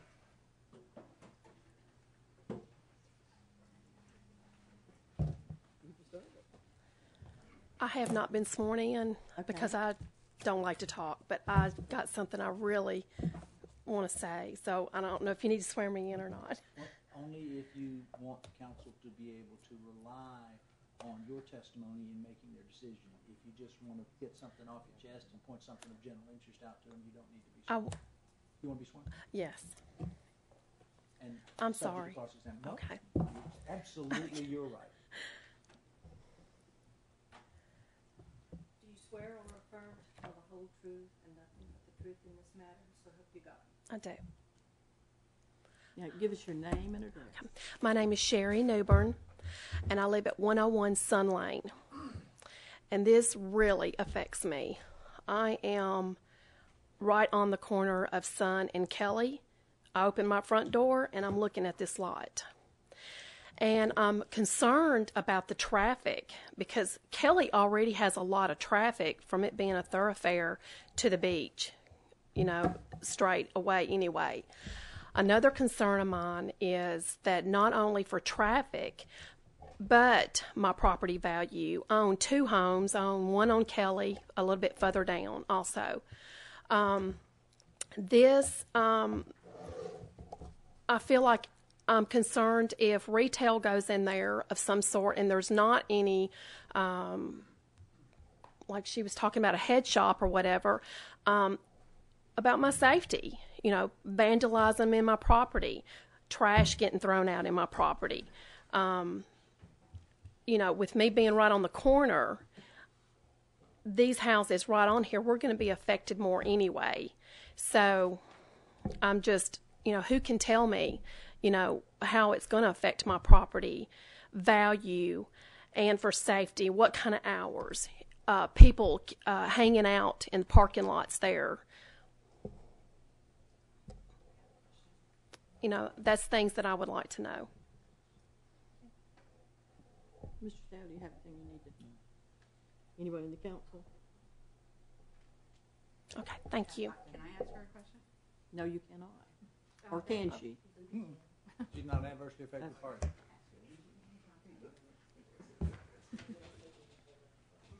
Can I ask you a question? Only if you come to the microphone. When you bought your property, what year was that? That particular one on the corner? 3 months ago. 3 months ago. What did the real estate agent tell you when you were buying that property about the property across the street? I did ask about that. I had concerns about that. I was told that it was going to be residential, higher-end homes, that it would not be retail. I would not have bought that property if I had known that that this was going on. I would not have bought it. I bought that. I looked for, came down in February for weeks. My husband's in Afghanistan, and we spent a lot of time looking for property and decided the West End was where we wanted to be for the quaintness of it. We liked it more, and I feel like this is really going to affect me where I'm at. I look at that every day when I come out of my front door or standing in my driveway in yards. So I would not have bought it. And I am concerned about the sale of it if this does, go in. Well, I wouldn't use the same real estate agent. There is something called disclosure. Well, she did say that she checked with some other people and that they talked about the old plan that he talked about. So I was told not to worry about it, but evidently I should have. I would like to just go ahead and make it a point. Mm-hmm. My husband and I bought property here on the West End in 1984, and Mm-hmm. I would never have thought that I could walk to a Dillard's. And I have a Dillard's in my backyard. The traffic has increased, but, with stop signs and we have the police department, they write tickets and everything. So it is bad, but it's I would never have thought it, and they keep the property up. So, there's a silver lining to everything.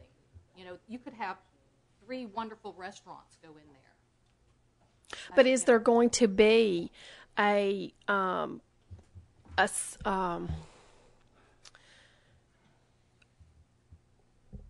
is there going to be a plan that only certain things can go in there, that it can't not just be any business? If you put retail, if anybody wants to rent that, lease that building, are they going to be able to do that? Is a tattoo shop going to be able to rent a building, an office in there? They're not according to the restrictions. That's what I'm saying. So do they have, so you're going to control what goes in there? And that's why I asked if he turns around and flips the property. Right. Those restrictions follow the property, and they do.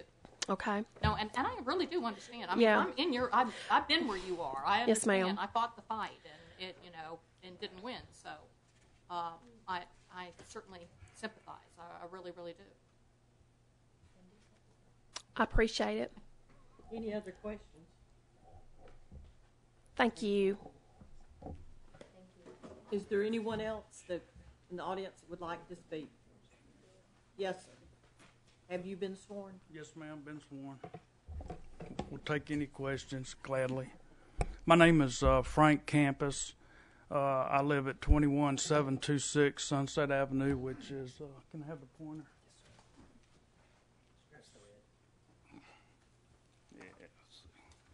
Which is right about down here. As the crow flies, maybe, I didn't measure, but 300 or 400 feet from the property. There's about 44 homes along this side here, and about 44 down here, and 44 and 44 and 44 and 44. It's about 600 to 1,000, as Nicole gladly brought out. Let me back up just a second without repeating a whole bunch of history. I've been here 12 years. I'm an industrial engineer from Georgia Tech, retired from Birmingham. I did a lot of project work as I was a registered PE in the state of Alabama for 20-something years. And this thing, when it was first sold with the Alan Jackson, somebody had a nice picture of it last time. I don't know if it was brought or if y'all seen what was originally presented to us. This was an upscale project. It was going to add value out here. It was modeled after the Rosemary Beach type New Orleans thing. All this talk about the percentages of commercial and residential in it were confined to the first floor of a third floor project where there would be a few upscale restaurants and a small commercial. Now this thing went bankrupt, and now this thing is dissolved into, it's just getting bigger and bigger and deteriorating. And the next thing you know, like Nicole says, if this is going to squeak through, the whole thing's exposed. And, y'all need to be aware. The easiest solution to y'all, I believe, is just to deny the thing. Let this thing run to 2 more years. Come back. Or we can have a general meeting if y'all can do the magic and get this thing totally taken out once all the legalities are done. Like Nicole also said, I don't think anybody would be too restrictive to allow along the 98 border back 100 or 200 feet commercial, with the rest of this being buffer residential.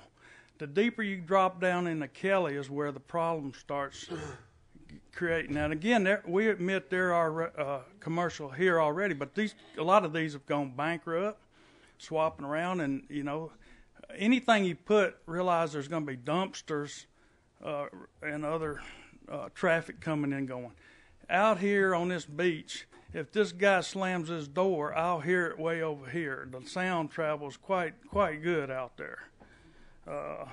You know, so keep in mind, if you even blow this back further and see all the residents, like on these people that sign, you're going to affect thousands of homeowners. And I guarantee you, once this is, if it goes in wrong, and I use as an example Pier Park North, okay? I don't think the residents behind Pier Park North are jumping up and down and happy about what's happening in their backyard. I understand the land there was raised 5 feet in elevation. Even though there was supposed to be some erosion control, they had severe flooding in this summer rain, a runoff, and there may be lawsuits pending. If you take a chance and ride back there and look at the little fence or the little buffers that don't really exist. Now, we can sit up here and talk about restrictions and what can and can't be done, but there's ways. Most commercial places are going to do the bare minimum.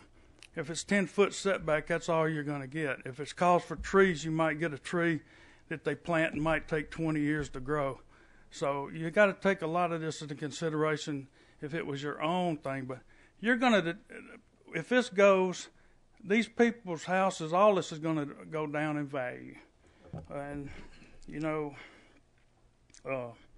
it seems like the easiest solution is for y'all to deny this thing, go back and try to cook up some kind of way. If it has to sit 2 years and then have a general discussion with everybody, or go ahead and put some severe restrictions in here on this thing. And that's my recommendations to you. Anybody want to? Any other public input? We will entertain you one more time on this in this section, and then we're moving on. Yes, ma'am. Can I see that pointer again, Simone? This is one point that I didn't bring up before. The commercial that is there, right here, is just this little bit, okay? That's much larger. So the strip center that's here that seems to be working well within the neighborhood and is not a hassle or a problem. It's this tiny little area, okay? And the subject property is twice the size and comes, like Mr. Campus was saying, comes down much farther down into Kelly. So when you look at the map, please realize that with this revision, we're not just talking about a thin strip center like Mr. Furhand would love us to entertain. It is this entire thing. It's not that thin little piece of property like you have over here. That was it. Thank you. Anyone else from the public want to speak? Our next thing is rebuttal by the staff, the applicant, or any affected party.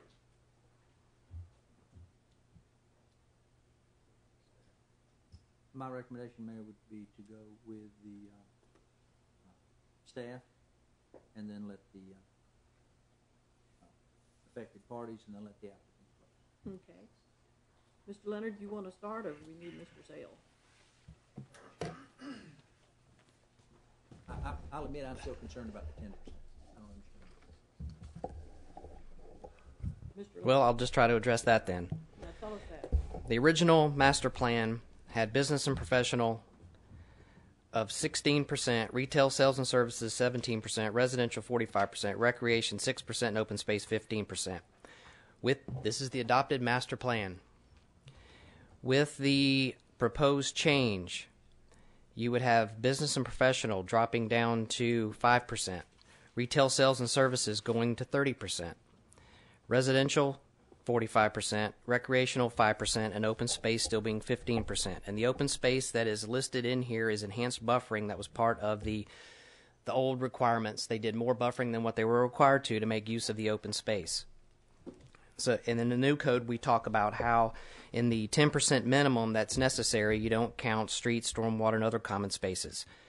So with the proposed change, you will no longer have 4 land uses that are over 10%. You will have 3.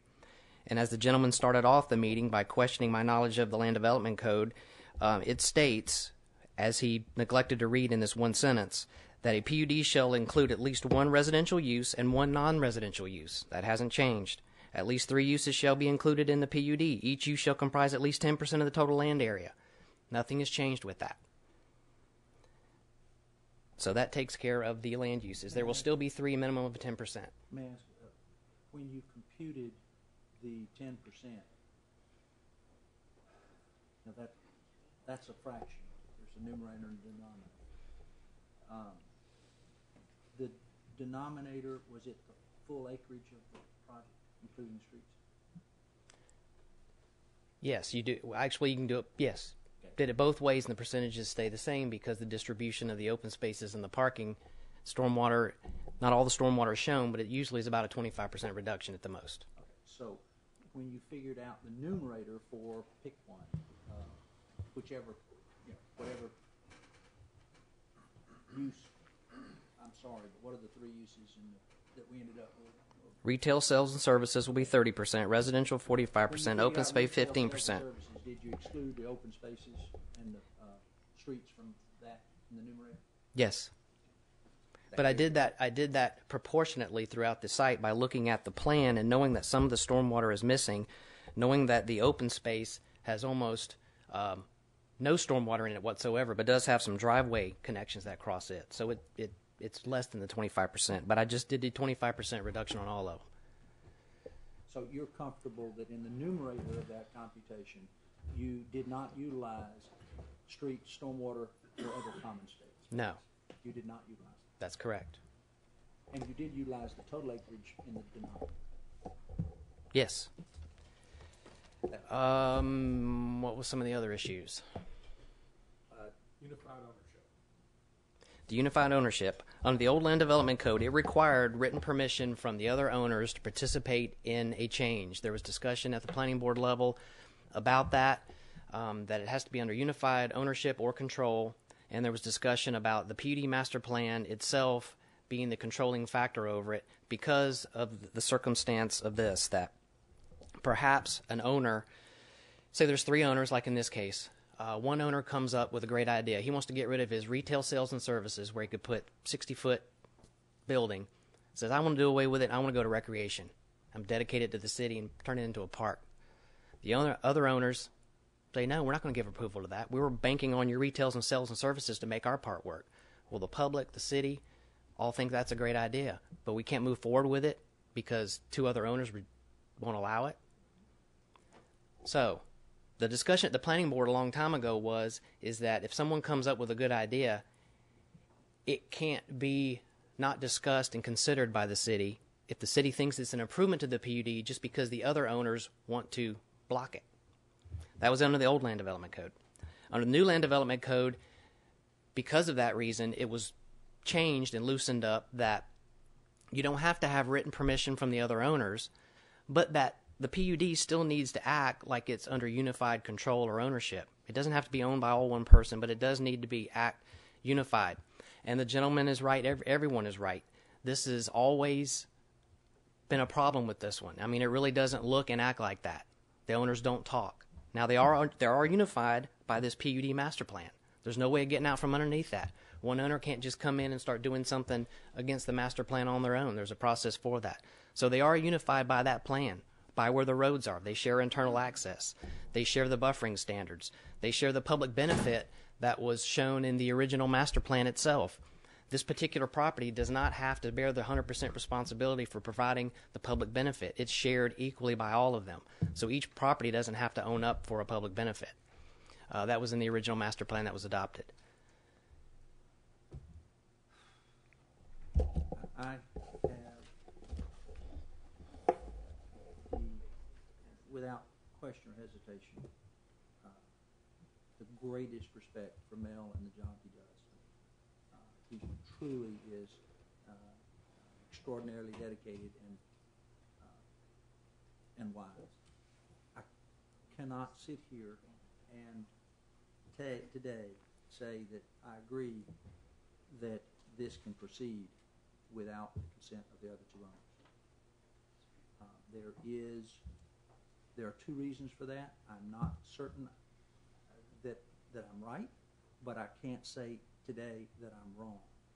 The reasons for that are, first of all,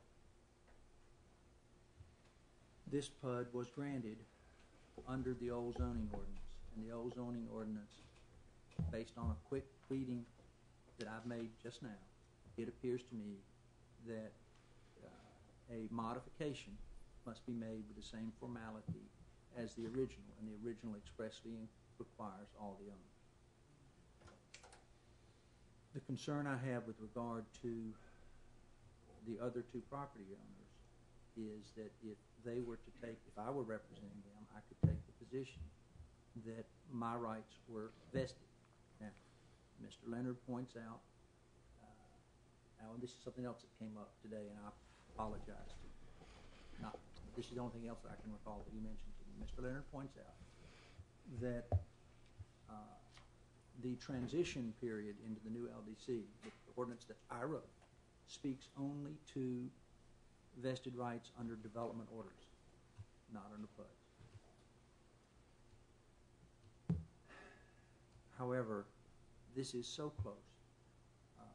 The rights that these people have in this unified development under that original PUD is so close. Plus, in the new zoning LDC, when it speaks to modification of a PUD, the master plan and a PUD, it refers you to modification of a development order. It treats modification of a PUD the same as the modification of a development order. And I need to have an opportunity to review this in detail before I can give you the opinion that you have the authority to amend or modify this PUD without the consent, joinder, or participation of the other two property owners. Now, that doesn't mean you don't have options today. If you think this PUD should be amended, then you could make that condition upon either my opinion or the joinder of the other two parties. Make your action. Say, yes, we'll grant this if the other two people agree. If you want to grant, you can certainly deny.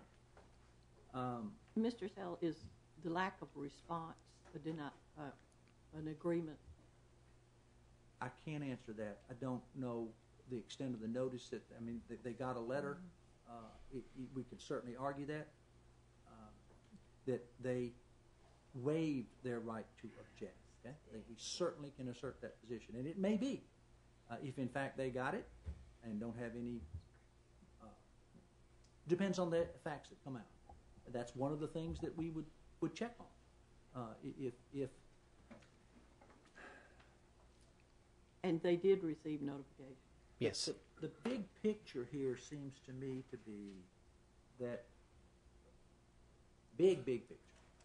You had a planned development, and now it's being tweaked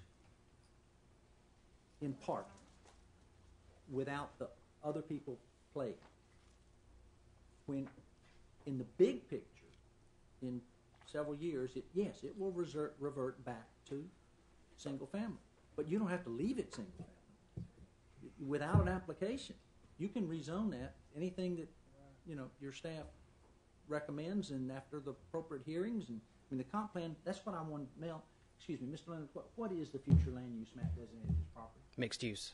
Okay? And what does mixed use permit? A mixture of uses. It is the same language. Got your humor back, and I'm sorry I can't just absolutely agree with you sitting there flat-footed. Right? That's all right. I don't agree with you either. So we're even. It's the same language in the comp plan for mixed use is the same language that ends up appearing for the PUD zoning district. The mixed use requires 3 different uses, a master plan to be done. It has to be a minimum of 10%. Each of the 3 land uses. It has to be 1 non-residential, 1 residential. It's a lot of the same language. So, the comp plan, the legislation, like we talked about earlier, for this piece of property is mixed use. And now you've got one iteration of that mixed use in place. And someone's coming in asking to attempt to change a piece of that. Your staff has come back and said, well, if you do it, you need to put all these conditions on it. Or you can step back and say, we need to rethink the whole thing. That's the policy question I see before you. The legal issue that I have is whether the other 2 owners, whether you can under the wording of the old zoning ordinance, whether they were entitled to rely on what that old ordinance said, and it's very. I just got to read it here. If I'm reading something wrong, but a master plan shall be submitted by all owners of the property to be subjected to the master plan. And then over here in revisions to an approved plan must be submitted to the planning board for approval with the same procedures and formality as the original plan. So were those owners entitled to rely on that? Well, I don't know the answer to that question. If I've got to say this morning, I can't say they weren't, which gives me pause to say that you're authorized to proceed. Then secondly, under the new land development code, it's not as clear as Mr. Leonard said. It's not that clear, but there's still a requirement of single unified ownership or control in the original approval of a PUD, and there's still a provision in here that treats the revision of a PUD as a substantial deviation of a development order, and a substantial deviation of a development order must be made with the same formality as an original development order. I'm confused. No kidding. Really? So is that's all for naught? No, you. I can't say that. I can say that I'm sorry. I cannot. When you say all for naught, if you are inclined to approve this and think it's in the public interest to approve this with the conditions that, then the question becomes whether that approval can be effective. I know it can be effective with the consent of the other 2 parties. Without the consent of the other 2 parties, I'm not so sure. May I ask Mr. Leonard the question you're on? Yes. If Mr. Sale is befuzzled by the former land development code requiring approval of all 3 owners, how do you feel the new code addresses that? And you said you disagree with Mr. Sale on that. Is that one of the things you disagree on? Or do you agree that we should not go forward until that question's answered? Can you answer that question? No, that is the thing that we have a difference of opinion on. But he's a lot further down the road on this than I am. And the reason I come to that conclusion is because as I mentioned, the old land development code, and as specific as it was requiring that approval, and it was specifically changed in the new land development code. So I know the intent was to not require that. Now, maybe not every section got caught and changed, but I know why that one section was changed specifically, so that the new land development code, the process today that we live under, does not require all owners to participate in that change. That section of it. Now, I know Mr. Sales found some other sections that talks about the formality of the way it was originally approved, and I understand that. So we've got another glitch amendment coming to you in the future. But, possibly, if nothing else, just to clarify, The change was made so that you didn't specifically have to get the owner, all the other owners to participate. Because of the situation, if one owner came up with a really good idea that the city wanted to consider, the other two owners couldn't block it from happening. So that change was made in that section to allow that type of thing to occur. And that's the only reason why I understand and I get all that, but I also understand that the change was intended to be made.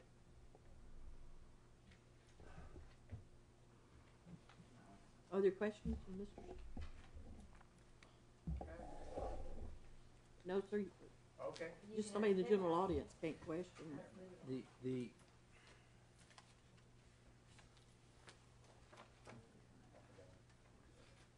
In the long run, it might be helpful since everyone's here, because I know exactly what's going to happen when this meeting is adjourned. This gentleman, Mr. Leonard, and I are going to have a conversation. In the middle of a hearing, it would be very unusual for the three of us to talk. But if no one has any objection, or we could have it right here and people could stand around and listen, if we could look at this code and see if I'm overlooking something or if Mel wants to point something out to me, but I can't. It's very unlikely that I'm going to get to the position today, right now, sitting here with having reviewed this in this hearing only, that I'm going to get to a position where I say I think you're authorized to grant this. Now, I'm not going to say you aren't authorized to grant it, but I can't say that you are. Okay? I just can't. There's too much here that has got to be pieced together, and not to mention the fact that even though the new code may have been changed, you still have the issue that this one was granted under the old code, and if those rights were vested under the old code, lawfully vested, they run for another 2 years. But, Mr. Hill, you're contradicting yourself. The development orders that were issued under the other old code, we went back and said that those are no longer good, that we're giving you 2 years to, It's my understanding that this PUD master plan is still valid and will be for 2 more years. Well, we had development orders that were valid and would have been for 2 more years. Yeah, the master plan is valid, but the development order phase of this is the final development plan, which none has been submitted for this We don't PUD have a yet. development order. I was comparing the development orders on the Front Beach Road that we just dealt with. Well, those had expired and you reinvigorated? Not all of them. No, not all of them. Some of them were, they still could have proceeded under the original. Yes, absolutely, ma'am. They could have proceeded under the original development, which is exactly what could happen here. These 3 owners could come in and build this thing under this PUD exactly like it was originally done. No question about that. The issue today is whether just a piece of that can be amended without all of them agreeing. That's the fundamental issue. And whether the subordinate issue is whether the other 2 receive notice and waive the right to participate, and I don't have enough facts to have an opinion on that. Right. Your Honor, may I? Yeah. I might shop a possible motion that we consider the PUD continuing as it is, stays in place, and Mr. Sale does his research to answer primarily that one question: are all 3 owners required before a change can be made? And then we reconvene, and that will be the only question, and how that might affect the decision. Not go over all this I think again. we would probably just continue. Yeah, I think hearing. my recommendation, sir, rather than try to narrow the funnel and find yourself in a potential box at that next Okay. hearing, that you simply continue this hearing to a time to be scheduled with the parties, And I was- or to a time certain. Up to you. Toss that out to test it. Or we can take a recess and let Mr. Sale and Mr. Leonard talk about that. Well, I would not do that without the consent of everyone in this room. If anyone objects, I wouldn't do that. But if everyone's okay, this gentleman and Mr. Leonard and I sit down and look at this thing. I think it would be fair also for the folks who've spoken here to have some time to do some research as well. My preference would. What would your preference be? It's continuing. Continuance. To a different date. Should we continue to hear the closing arguments and all of that, or would we continue? Well, I guess it would be useful to understand whether, before you even get to these issues, whether the council, based on what you've heard now, is inclined to even consider the amendment. If you're inclined to, from your questions, I'm inferring that you are inclined to consider granting the amendment. I would have to have that question answered before I would wish to vote on it. Legally, for sure. Well, if you're not inclined to do it, then we shouldn't spend his then time. you don't have to spend my time Yeah. working at it, which would indicate that you ought to hear the closing arguments. You certainly don't want to say you're not inclined to do it until you've heard the closing argument. Well, I'm inclined to do it. I think you ought to. I think you ought to hear the. To answer your question, I think you ought to hear the closing arguments. You've gone this far. I think you ought to hear the closing arguments based on the testimony you've heard today. And then we can adjourn. Except you might ask them to not make closing arguments on the legal issues that we've just discussed. Okay. I don't need any more help on that. All right, so we want to go to closing arguments by the staff, any affected party, and the applicant. Does Mel's made his? Can we ask for a short recap of the staff's recommendation, please?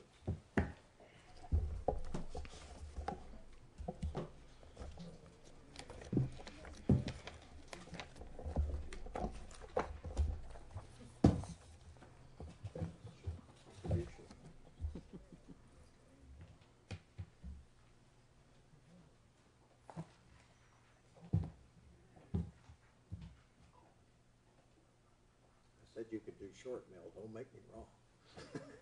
Please.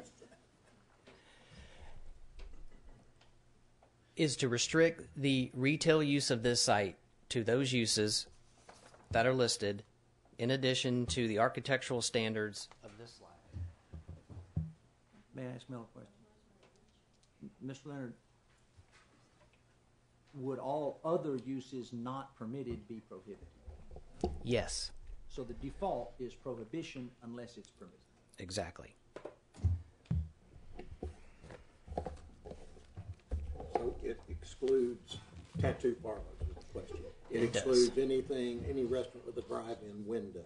Yes. A gas station, a Dollar General, a Walmart, Auto repair. auto repair. You can do an O'Reilly's or an Advanced Auto, but you can't do auto repair. And this is the recommendation of the planning staff. Yes, because there was no recommendation, of course, from the planning board because there was no action. Is there an affected party that would like to do a closing?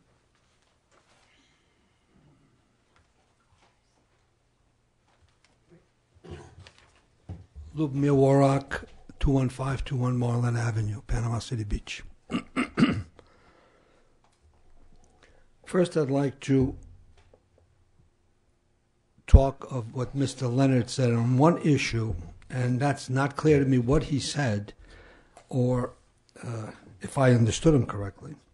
And that is, I believe when he spoke about this 10%, he said that there were 5 land uses, and he enumerated the breakdown of the percentages, which were consistent with the same master plan that was approved. And then he went on to say that under the new plan, the 3 uses are at least 10%. But knowing that you have to exclude streets and open spaces and recreation areas, I was wondering what 3 areas he was talking about that met the 10% challenge. And because if we play back what he said business and professional would fall to 5%. That it would fall to 5%. How is that 10%, Mr. Leonard? This is a closing argument. This is a closing argument, So but I'm trying. Don't ask questions. Give us your argument. Yes. Tell us why. Well, that's one. That's one point that I'm trying to present to you in a closing argument, that there are misstatements and misfacts being presented by the staff. All right, Whether we got it. knowingly or unknowingly, that's why I'm asking him for rectification. You can't ask for rectification. Okay. Give us your next argument. Okay. And then I say that reasonable people can disagree, but you can't disagree with reason and common sense. And I'm going to refer back to this new land development code that Mr. Sale has difficulty in interpreting or understanding, or it's looking for a double meaning. And that is Section 1010.03 states that any revision to an approved plan unit development shall be submitted with the same procedures and formality as approval of the original master plan. Now, what does that say? That means there's 3 landowners, and the city decides, you know what, let's create a master plan. Let's just go and grab the properties from these 3 owners, and we're going to make a master plan, whether they like it or not. But that's one way to look at it, but I don't think you have the authority to do that. So that means that there were 3 people that came together, and they said, let's put this together and let's agree on building this, what we put into the master plan. And that's what refers to the same formality as initially required, that you needed the 3 owners to approve and say, yes, we want to be part of that master plan. I don't understand what the question is. Whether or not you need them, no. You can't modify something without their approval. They are the owners, not the city, even though you say the master plan is the unifying factor. Yes, but underlying that master plan are 3 owners. And if, like Mr. Sales said, they may still want to come and build it just the way they planned it. And if you change it now and you don't give them the opportunity to build them, trust me, you're going to be hanging for it. You are going to be liable for every dime they put into that property. It's very simple. It's common sense. And don't tell me that there's some research that needs to be done to get to that point.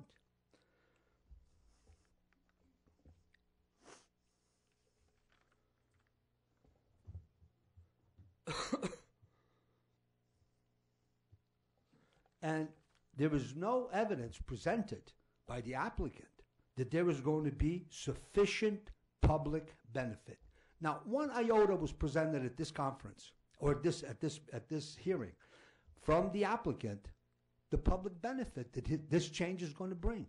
And the requirement under 1010.03 states, and number 4, 1010.03 number 4 says, the plan development incorporates 3 uses meeting the required minimum proportions, which it does not.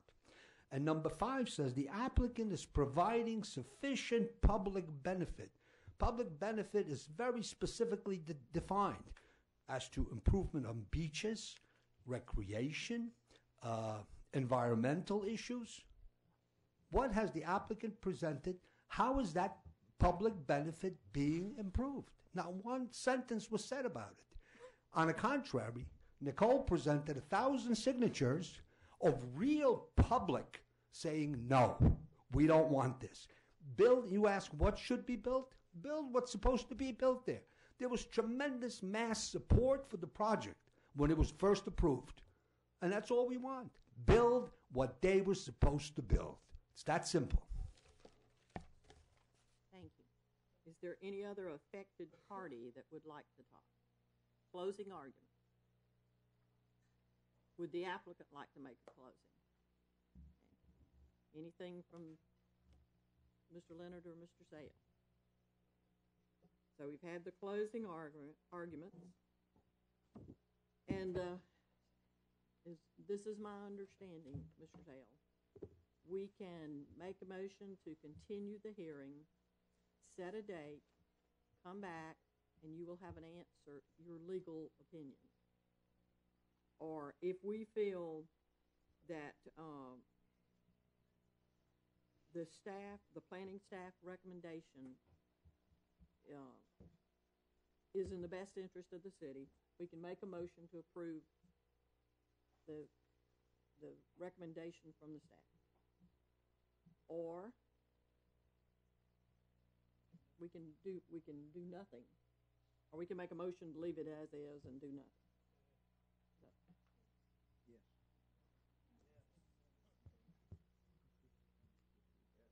Comments, thoughts from the council?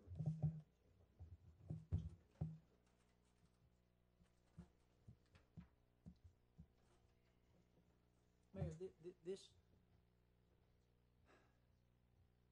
this is a complicated situation because it's not a simple rezoning of a piece of property. It's surgery, however minor, on a master plan. The opponents are correct about that. The new land development, the old land development code requires everybody to apply. The new land development code talks about substantial or minor deviation.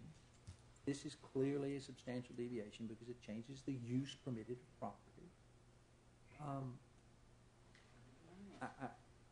I'm inclined to believe, subject to my finding something or missing something significant, that under the wording of this, that you more likely than not do not have jurisdiction to do this. Okay, that's where I am as I sit here today. I say that without apology.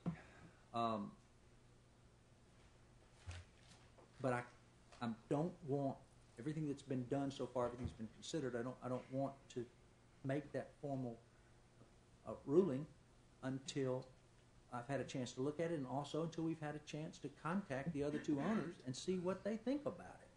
As a practical matter. On this, you have to have all three to agree, 2 out of 3 to agree. How's that? If it takes one, it would take both. Okay. So it takes all 3. I mean, the gentleman who argued from a common sense perspective on that level, this was a plan, a concerted plan by 3 owners. Everywhere in your new and old code, the codes talk about unified ownership and control. Let me give you another example. Suppose this PUD had a provision in it that would allow densities and intensities to be concentrated on one end of the property, so that on the other end it would be less dense. Okay? And then the property were divided. And John gets the less dense, and Mary gets the more dense. And then John wants to change his to get more density. Or or they want to flip, or they want to change it. How could you change that coordinated plan without looking at the entire plan, in theory? That's the concern I have from 30,000 foot up. Is there another option that we let the PUD stand as it is for the next 2 years, and then it be revisited by all 3 of the owners? They would have to talk to each other at that point and reapply under the new land development code. Certainly that's an option, but you don't until you know what the... Well, and that's what I'm saying.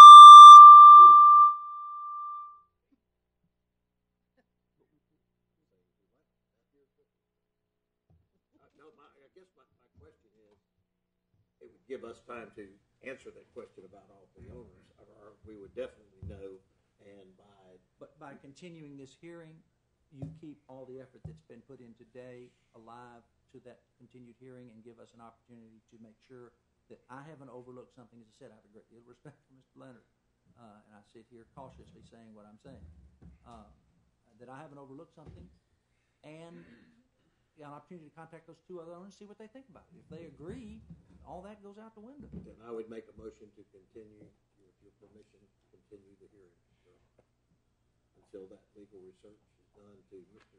Leonard and Mr. Sales and the city manager. I promise you, next time we come back here, we're going to be in agreement, one way or the other.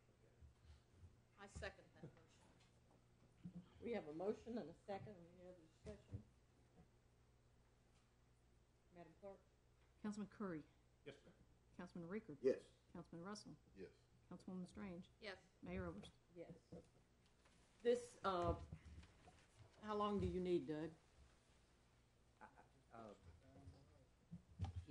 Can we answer that after I find out how difficult it'll be to find the other two owners. I'm really more interested in speaking to them than I am looking at it, but I will. Couple of weeks? Couple of weeks, hopefully. I mean, we got holidays coming up. Yeah. Yeah.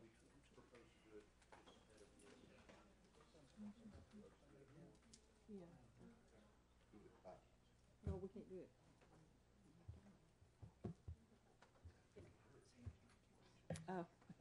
We will assign a date and a time. And so this hearing is continued. Thank you all for People coming. leave, if anyone wants to be sure they get notice of the next hearing, there'll be a piece of paper stuck right over there on that table in a second. Please put your name and address down on it.